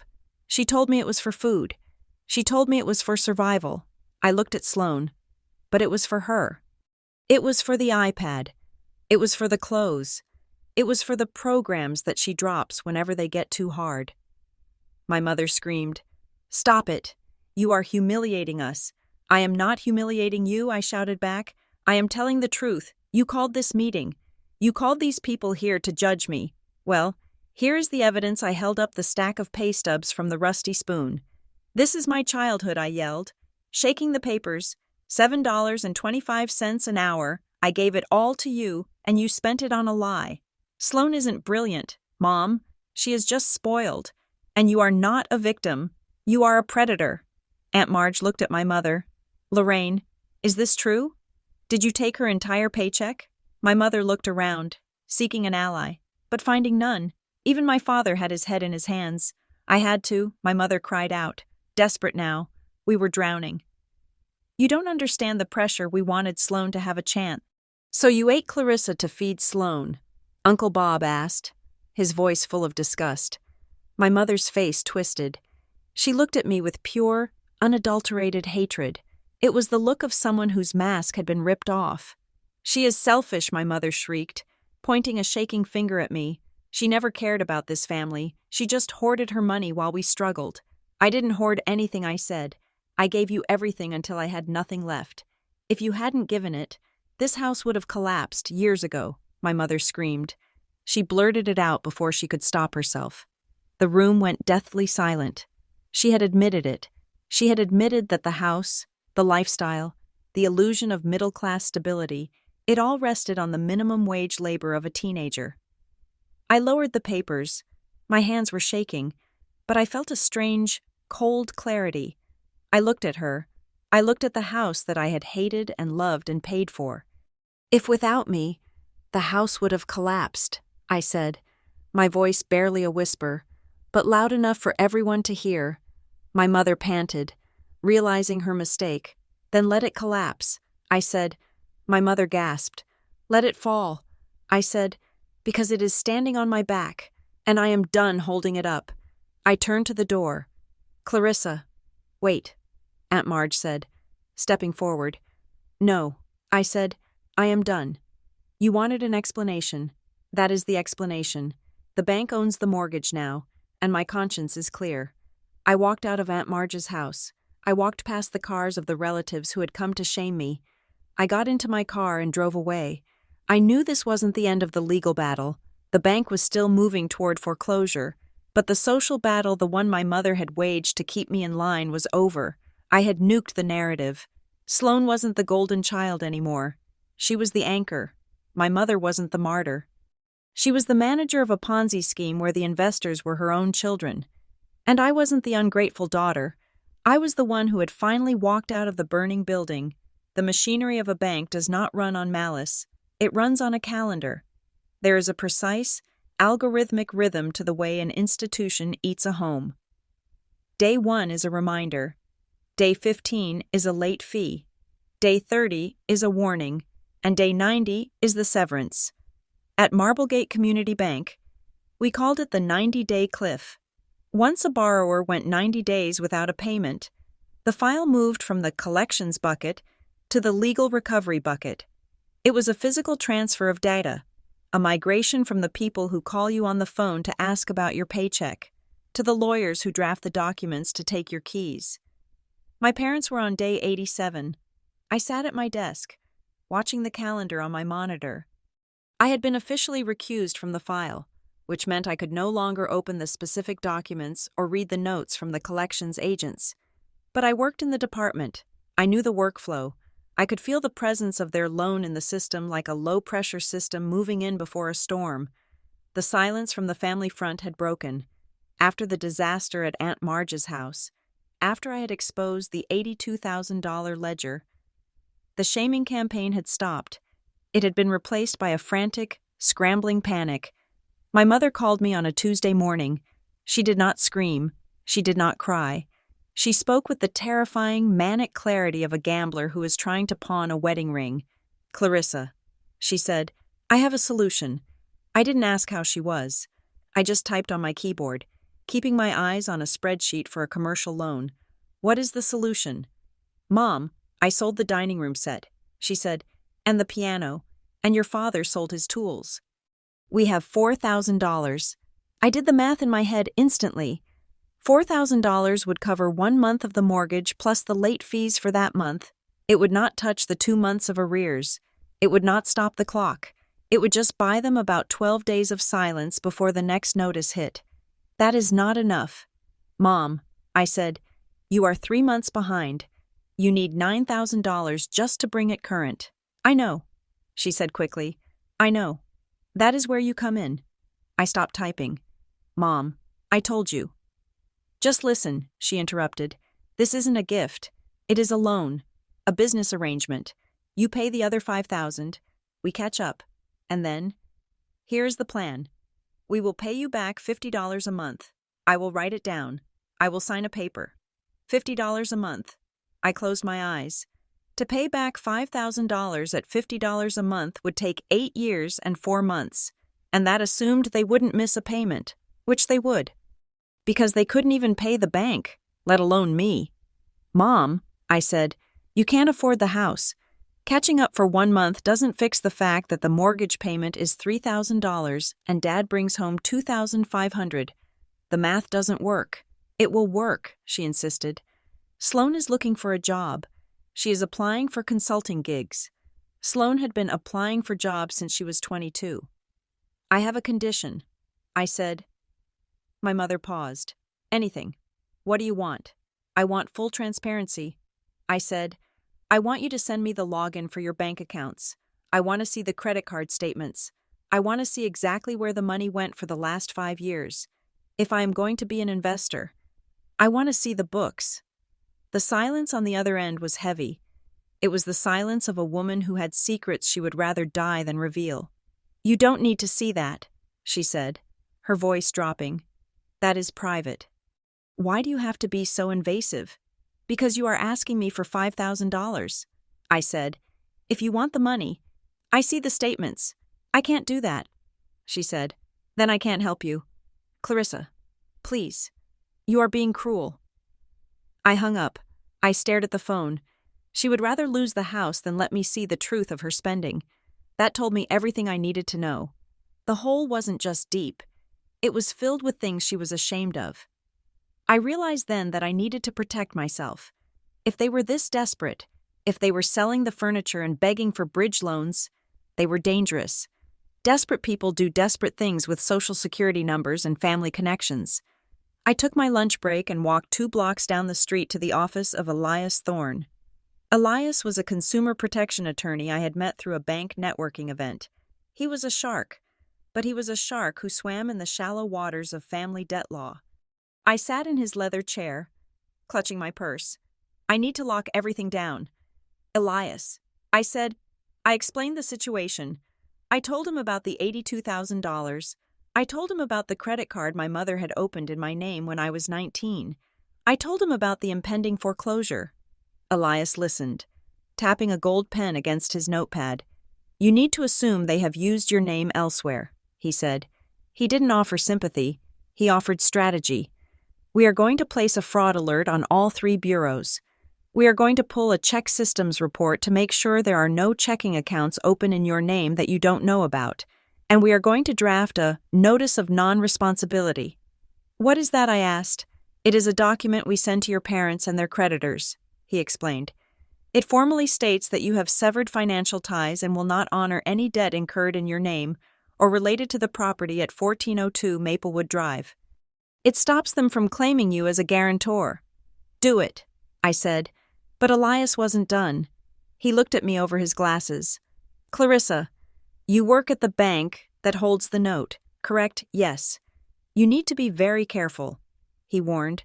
If your parents go down, they might try to claim that you advised them. They might try to claim that you, as a bank employee, told them it was okay to skip payments or that you promised to fix it internally. It happens all the time. Borrowers look for a scapegoat. I felt a chill. My mother would absolutely do that. If she lost the house, she would need a villain. What should I do? You document every interaction, he said, and you look for the weak point in the loan itself. If the bank moves to foreclose, your parents might try to sue for predatory lending. You need to know if that loan is clean. That stuck with me. Is the loan clean? I went back to the office. I couldn't open the file, but I could look at the metadata.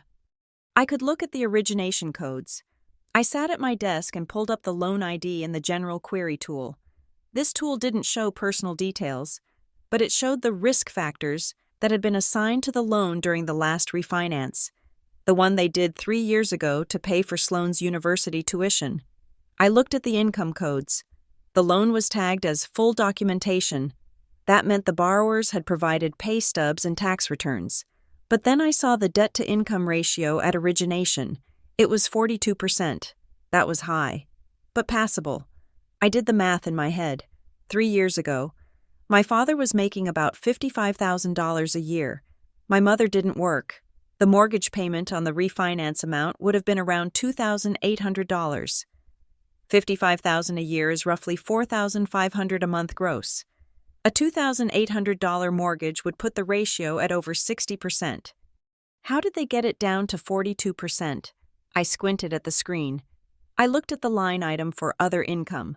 There was a recurring monthly income listed of $1,800. The code next to it was rental income. My heart stopped. They had listed rental income, but they didn't have a rental property. They lived in a single-family home. And then I realized, me. I was living there 3 years ago. I was paying them rent. It wasn't formal rent. It was cash in an envelope. But they must have claimed it. They must have drawn up a fake lease agreement or signed an affidavit stating that their daughter, Clarissa Pembroke, paid $1,800 a month in rent and used that fictitious contract to boost their income artificially so they would qualify for the loan. They had used my exploitation to qualify for the debt that was now destroying them, and that was why the bank wouldn't modify the loan now. When the underwriting department looked at the modification request last week, they would have asked for current proof of income. They would have seen that the rental income was gone because I had moved out. They would have seen that without that $1,800. The loan was toxic. But worse, the bank's fraud detection algorithms would have flagged the discrepancy. The bank would realize that the income used to originate the loan was unstable or potentially fabricated. In the banking world, once a file is flagged for origination irregularities, you cannot save it. You cannot offer a payment plan. You cannot offer a forbearance, because if the bank modifies a loan that was based on a lie, the bank becomes complicit in the fraud. The only option for the bank, legally and regarding compliance, is to liquidate the asset immediately to minimize exposure. My parents had not just borrowed too much money, they had lied to get it. And that lie had stripped away the safety net. I sat back in my chair, feeling the blood drain from my face. This was the checkmate. If I tried to save them now, if I walked into my boss's office and tried to explain, I would be walking into a trap. If I admitted I knew about the rent, I could be seen as a participant in the scheme. My own career, the one thing I had built for myself, could be incinerated. I was the rental income. I was the collateral damage. And now, I was the witness. My computer pinged. It was the weekly distribution list for the entire department, the distressed asset manifest that went out to everyone, regardless of assignment. I opened the spreadsheet and hit Ctrl+F. I typed in the loan ID from memory, and there it was. The referenced loan has exceeded the 90-day delinquency threshold. Loss mitigation options have been exhausted due to income insufficiency and origination risk factors. The file has been transferred to the REO foreclosure pipeline. Action required. Initiate notice of sale. It was over. The house was gone. I sat there for a long time. I thought about the dining room set my mother had sold. I thought about the $4,000 sitting on her kitchen table, useless paper that couldn't stop an avalanche. I thought about Sloan, waiting for her consulting career to start. I could call them. I could warn them. I could tell them to save the $4,000 for a security deposit on an apartment because the bank was coming for the keys. But I didn't pick up the phone. I realized that if I warned them, they would just try to scheme harder. They would try to find another predatory lender. They would try to forge another document. They would fight the inevitable until they were dragged out by the sheriff. The kindest thing I could do was let the wall hit them. I printed the email, I folded it, and put it in my purse, right next to the black ledger. I typed a reply to Elias Thorne, my lawyer. Elias, proceed with the notice of non-responsibility immediately. Send it via certified mail tomorrow morning. I want it on record before the notice of sale is posted. Clarissa. I hit send. I looked out the window of the bank. It was raining again. The sky was a bruised purple. Somewhere, 40 miles away, my mother was probably sitting in an empty dining room, counting her $4,000, convinced she could still outsmart the math. She was wrong. Math always wins. And for the first time in my life, I was on the winning side. Not because I was happy, but because I was solvent. The bank owned their mortgage, but they had owned me for far longer, and I was finally serving my own eviction notice. My studio apartment was a fortress of solitude. It was small, barely 400 square feet, but it was the only place in the world where the air did not taste like obligation. I bought secondhand armchairs with my own money. I had a rug that I chose simply because I liked the color, not because it was practical or on sale.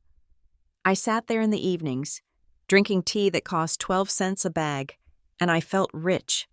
But the world outside kept trying to breach the walls.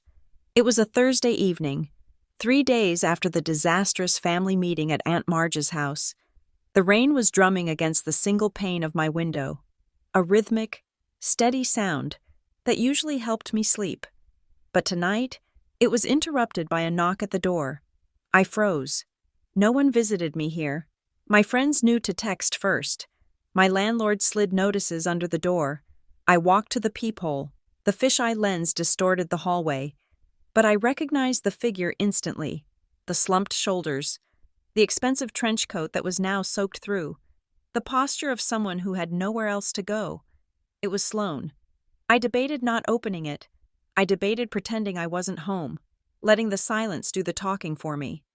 But there was something about the way she was leaning against the doorframe, her forehead resting against the wood, that stopped me. She didn't look like the golden child. She looked like a refugee.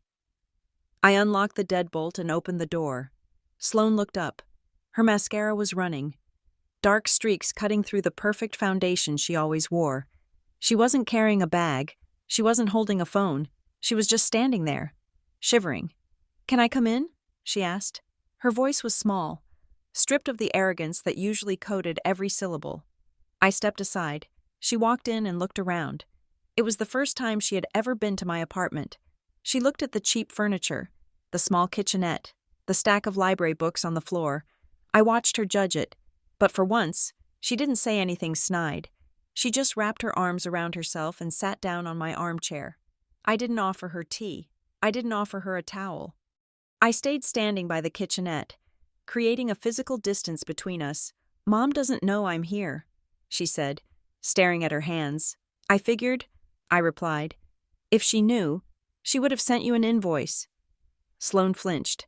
She looked up at me, and her eyes were red. "It is really happening, isn't it?" she asked. "The house? We are really going to lose it." "Yes," I said. "You are—" Sloane let out a shaky breath. She pulled her knees up to her chest, curling into a ball. It was a regression. Suddenly, she wasn't the 23-year-old consultant. She was the little girl who used to hide behind my legs when thunder shook the house. "I don't know what to do. Rissa," she whispered. I leaned against the counter. "What do you mean you don't know what to do? You are an adult. You get a job. You rent an apartment. You live—" "I can't," she said, her voice cracking. "I don't know how." She looked at me with a terrifying vulnerability. "You don't understand," she continued. "Mom never let me do anything. She never let me work. She never let me worry. She told me my job was just to be special, to be the one who made it." She laughed. A bitter, jagged sound. "Do you know how heavy that is? To be the one who has to justify everyone else's sacrifice? Every time I got a B on a test, Mom would look at me like I had physically hurt her. She would talk about how much money they spent on tutors, how much you worked. She made me feel like if I wasn't perfect, I was stealing from you." I stayed silent. I knew this. I had suspected it for years. But hearing her say it didn't wash away my anger. It just complicated it. "So you admit it," I said. "You admit you knew I was paying for everything." Sloane nodded slowly. "I knew. I tried not to think about it, but I knew." "Then why didn't you stop it?" I asked. "Why did you take the trips? Why did you take the clothes? Why did you let me work double shifts while you went to debate camp?" Sloane looked me in the eye. "Because it felt good to be the chosen one," she said. The honesty of it took the air out of the room. She didn't make an excuse. She didn't blame the system. She admitted the ugly truth of human nature. "I liked being the priority," she said quietly. "I liked that Mom loved me best. I liked that I didn't have to work at the diner. I was scared that if I said no, if I stopped being the brilliant Sloane, I would just be nothing, like Dad. Or I would be the workhorse, like you." She wiped her face with the back of her hand.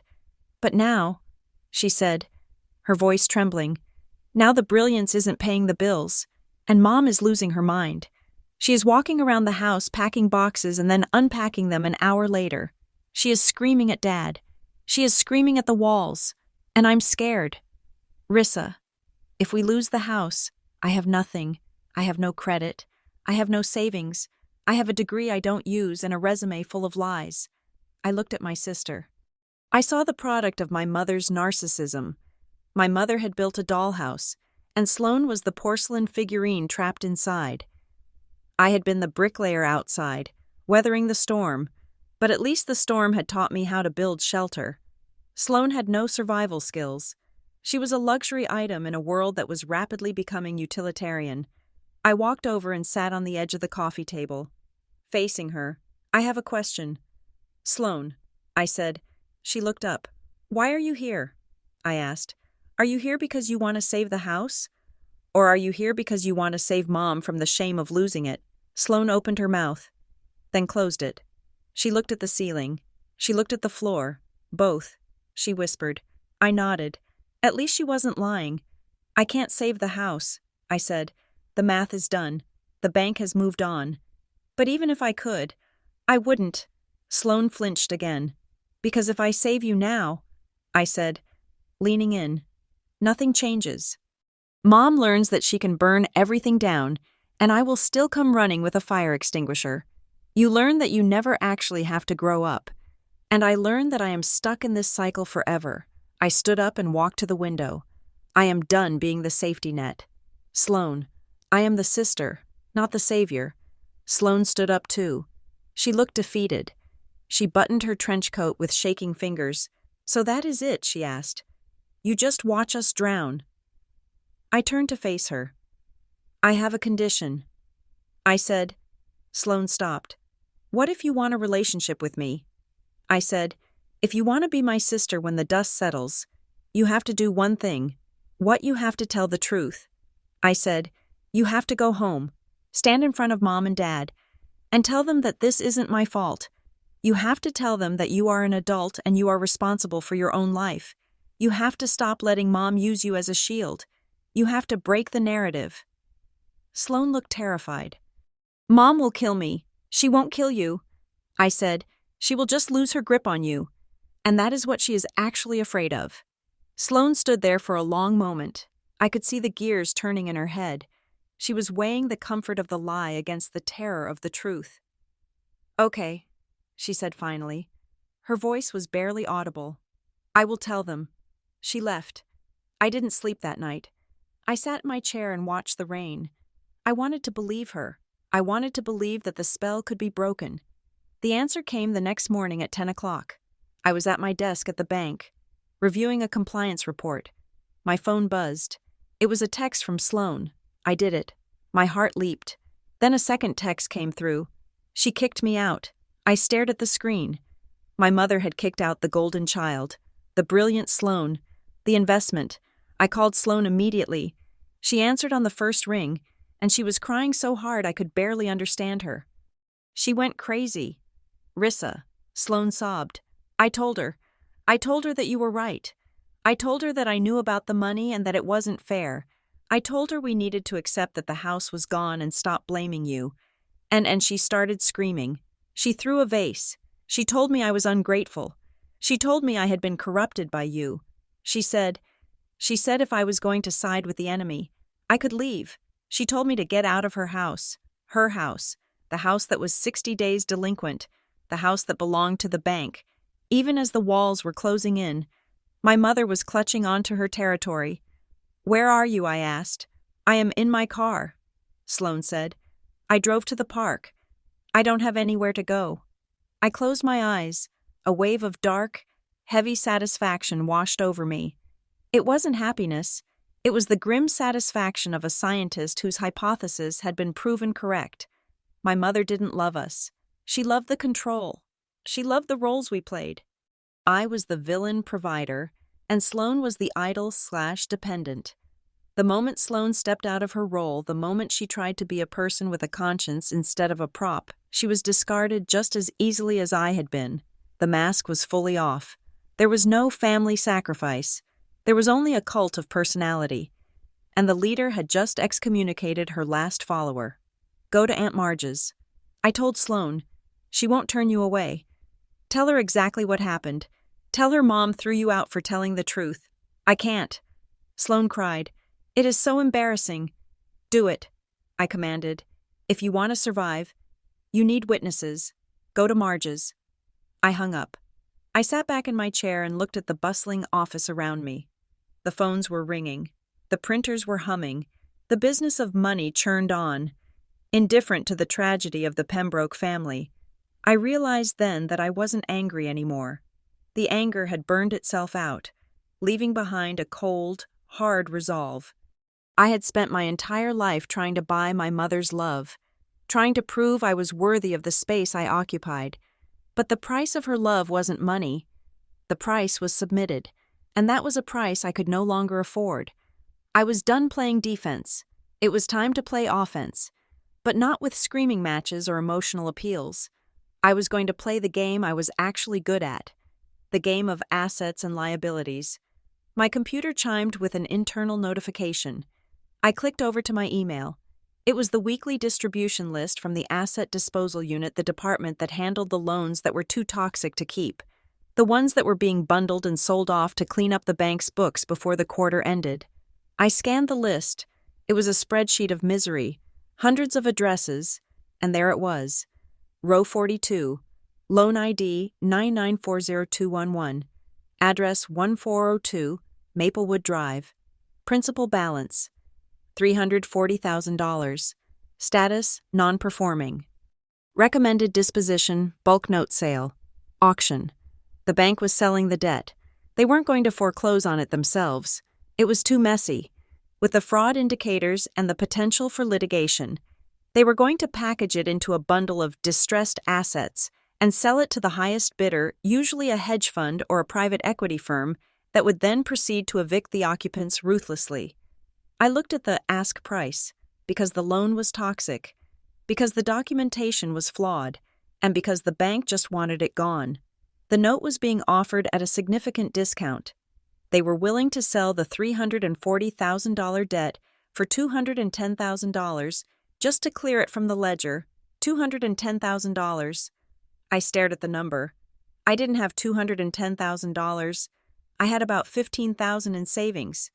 But I knew how the system worked. I knew that these notes weren't sold on the open market. They were sold on private exchanges to accredited investors. And I knew that I wasn't just Clarissa Pembroke, the daughter. I was Clarissa Pembroke, the banker. I reached into my desk drawer and pulled out a file I had started building 2 years ago. It was a side project, a dream I had toyed with during late nights studying for my certifications.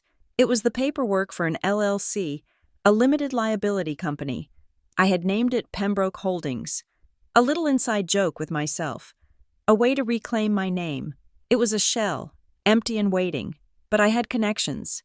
I knew hard money lenders. I knew private investors who trusted my underwriting skills more than they trusted the big banks.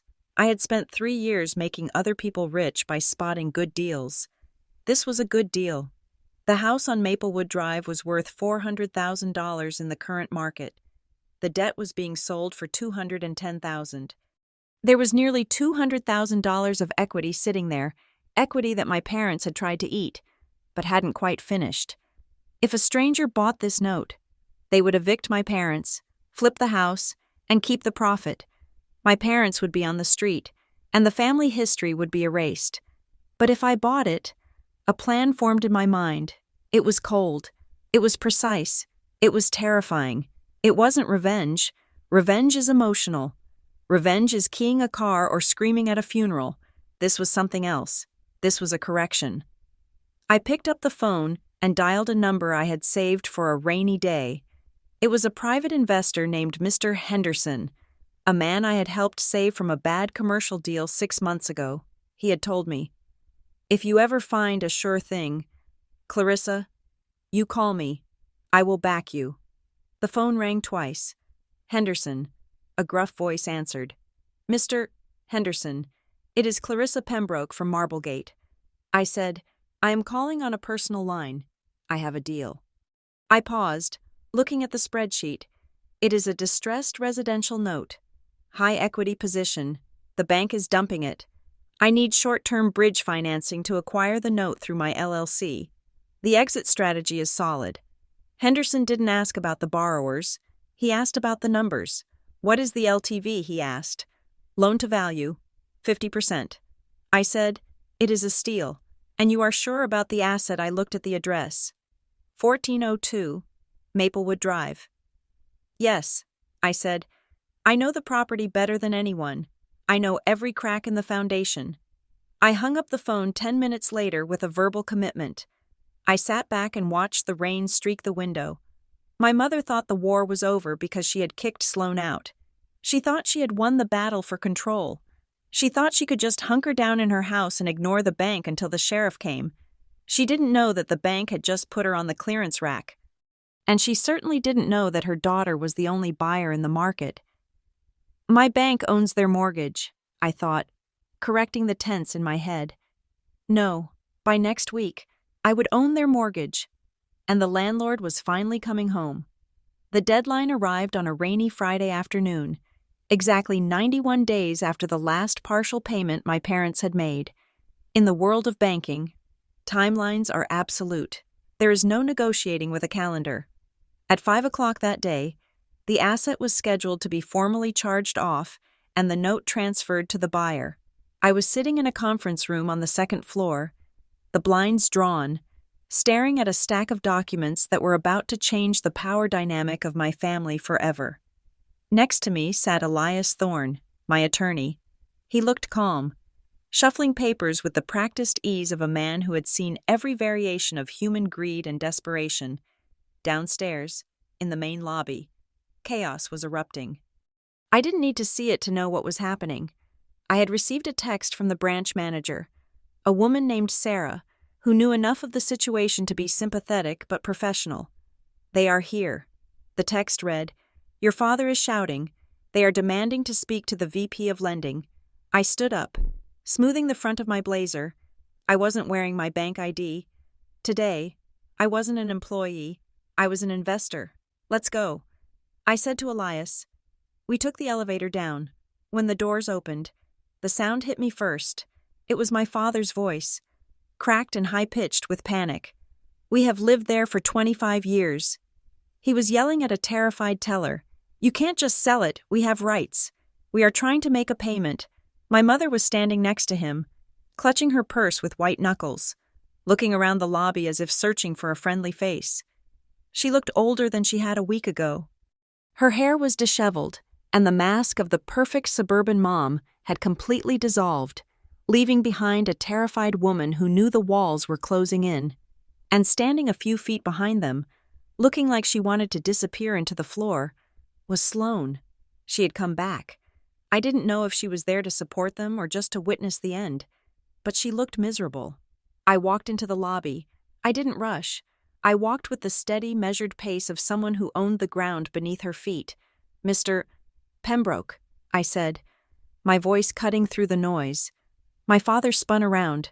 When he saw me, his face crumpled with relief. "Clarissa," he gasped. "Thank God. You have to tell them. Tell them who we are. Tell them to stop the sale. They are saying the loan is gone." He rushed toward me, reaching out as if to grab my arm.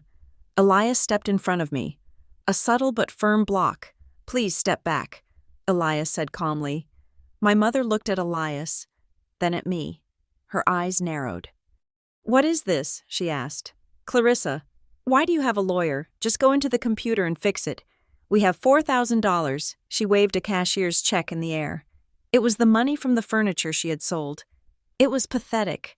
It was like trying to put out a forest fire with a water pistol. "I can't fix it." "Mom," I said, "I told you that weeks ago. I recused myself. And even if I hadn't, the bank doesn't want your $4,000. The loan is toxic. It has been sold. Sold to who my father demanded." Looking around wildly. "Who bought it? We need to talk to them. We can make a deal." I took a deep breath. "We can go upstairs to the conference room," I said. "We can discuss it there. Not here. Not in front of the customers." My mother looked at the people watching the other customers, the security guard. The shame finally hit her. She nodded. Stiffly. We walked upstairs in silence. It felt like a funeral procession.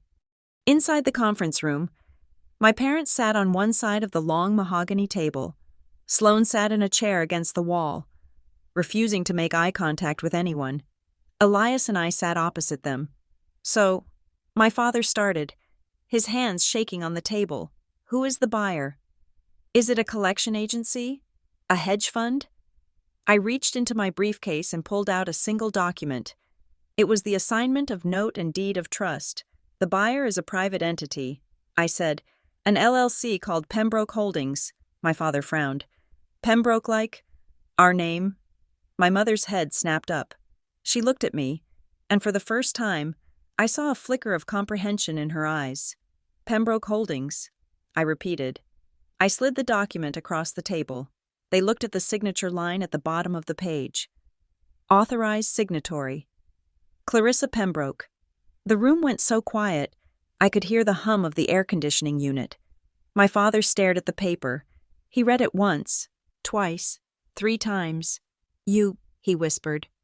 "You bought the mortgage." "Yes," I said.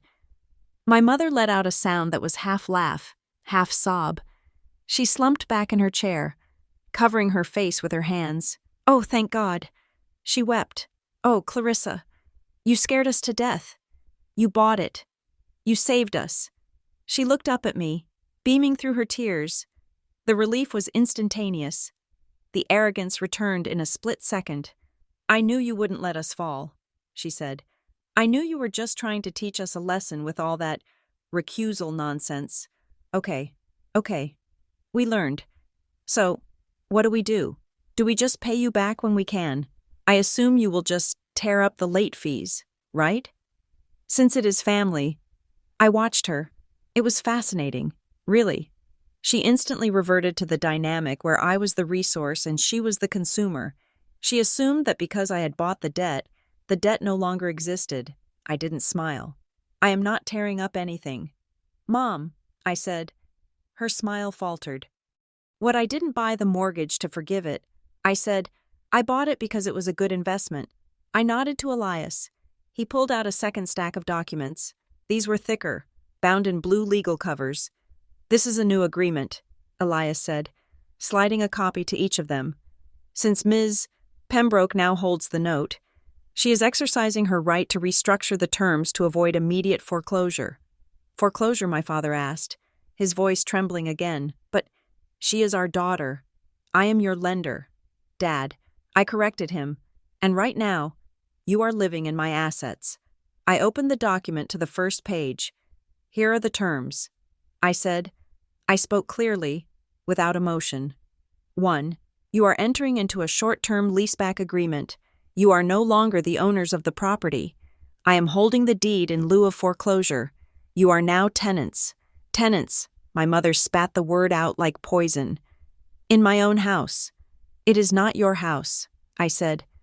It hasn't been your house since you cashed out the last $60,000 of equity 3 years ago. It belongs to the debt, and I own the debt. I continued. 2. You will pay rent of $2,000 a month. That is fair market value for a house of this size in this condition. 2,000, my father exclaimed. We can't afford that. Then you will move, I said, just like any other tenant who can't pay rent. 3. I went on, ignoring his outburst. The house will be listed for sale immediately. You have 6 months to live there as tenants while we market the property. When it sells, the proceeds will pay off the debt I purchased. Any remaining equity, if there is any left after closing costs, will be given to you. My mother stood up. She was shaking with rage. You are selling our home, she screamed. You bought it just to sell it out from under us. I bought it to make sure it was sold legally and that you walked away with something instead of nothing. I said, if the bank had sold it at auction today, you would have lost every penny. I am giving you 6 months and a chance to cash out whatever dignity you have left. This is evil, she yelled. You are evil. You are trying to control us. You want to be the boss, is that it? You want to own us. I stood up too. I placed my hands flat on the table and leaned in. No, Mom, I said, I don't want to own you. I am ending your ownership of me. My mother froze. For 11 years. I said, my voice steady but hard as diamond. For 11 years, you treated me like a line of credit. You took my paycheck at 15. You took my savings at 20. You used my name to open credit cards. You used my fake rent to qualify for this loan. You owned my financial life. You owned my guilt. You owned my future. I pointed to the papers. Now, the transaction is reversed. I own the paper. And because I own the paper, I get to set the rules. And the rule is, the Bank of Clarissa is closed. The emotional manipulation is over. You are going to sell this house. You are going to pay what you owe. And for the first time in your lives, you are going to stand on your own 2 feet. My father looked at me with tears streaming down his face. Clarissa, please, don't do this. You are destroying the family. You want to see us on the street? I didn't blink. I lost being 15. Dad, I said, I lost 16. I lost 17. Every time Mom took my envelope, I lost a piece of my life. I paid for this house when I was a child. So don't ask me if I want you on the street. Ask yourselves why you were willing to put me on the street to keep up appearances for Sloan. I looked at the corner of the room. Sloan, I said. My sister looked up. She looked at our parents. She looked at the papers. My mother turned to her, her eyes wild. Sloan, tell your sister she is crazy. Tell her we are a family. Sloan stood up. She walked over to the table. She didn't look at me. She looked at our mother. Sign the papers. Mom, Sloan said. My mother gasped. What, sign them? Sloane repeated. Her voice was shaking, but it was clear. Clarissa is right. Sloane, my mother shrieked. How could you? After everything we did for you, you are the special one. You are the brilliant one. No, I'm not, Sloane said. She wiped a tear from her cheek. I am not brilliant. Mom, I am just expensive. Sloane pointed at me. Clarissa is the brilliant one, Sloane said. She is the one who figured out how to survive you. She is the one who has been carrying us for a decade. You call me special, but the only reason I had anything the cello, the camps, the clothes is because Clarissa paid for it. Sloane looked at me then. It was the first time she had ever looked at me with genuine respect. She is right, Sloane said. The house is gone. Let it go. My mother collapsed into her chair. She looked small. She looked defeated. The two people she had tried to control, the workhorse and the show pony, had both broken their halters. She had no one left to perform for. Elias pushed the pens forward. You don't have to sign, Elias said professionally. But if you don't, Ms. Pembroke will proceed with the eviction process immediately. The sheriff will be there on Monday. This offer is a courtesy. My father looked at my mother. He picked up the pen. His hand was trembling so badly he could barely hold it. I am sorry, Clarissa, he whispered. I didn't answer. I didn't need his apology. I needed his signature. He signed. Then he pushed the paper to my mother. She stared at it for a long time. She stared at the words, Pembroke Holdings. She stared at the reality of her new life. She signed it without looking at me. I took the papers. I checked the signatures. I nodded to Elias. You have 6 months, I said. The realtor will call you tomorrow to schedule the photos. Keep the house clean. I put the documents in my briefcase. I didn't hug them. I didn't say goodbye. I walked to the door. Where are you going? Sloane asked. I stopped. I looked back at them, the three of them, sitting around a table in a bank conference room, bound together by a mess they had made. I am going to work, I said. I have a job. I walked out. I took the stairs down to the lobby. I walked out the front doors into the rain. The air smelled of wet asphalt and ozone. It was a cold, gray day. But to me, it felt like the first day of spring. I got into my car, the beat-up sedan with the taped bumper, and I sat there for a moment. I looked up at the bank building, somewhere on the second floor. My parents were realizing that the party was over. I touched the dashboard of my car. It wasn't much, but it was mine. I thought about the house on Maplewood Drive. For years, I had hated that house. I hated the beige walls and the perfect lawn and the secrets hidden behind the front door. I hated it because I thought it belonged to my parents, and by extension, my labor belonged to them too. But it didn't belong to them anymore. It belonged to the ledger. It belonged to math. I started the engine. I wasn't going back to the studio apartment to hide. I was going to find a new place, a place with 2 bedrooms, maybe, a place with a garden, a place that I paid for, not as a tax, but as a choice. The house on Maplewood had once belonged to my guilt. Now, it belonged to the truth, and the truth had finally set me free. Thank you so much for listening to Clarissa's story. It was a long journey from that 15-year-old girl handing over her paycheck to the woman who finally took back control. And I hope you felt every moment of it. I would love to know where you are tuning in from today. Are you listening while driving, working, or maybe relaxing at home? Drop a comment below and let me know. I love reading about where our community is around the world. And if you enjoyed this story and want to hear more satisfying tales of karma and justice, please make sure to subscribe to Veronica Revenge Stories. Hit that like button and smash the hype button to help this video reach more people who need to hear that sometimes. The best revenge is simply succeeding on your own terms. See you in the next story.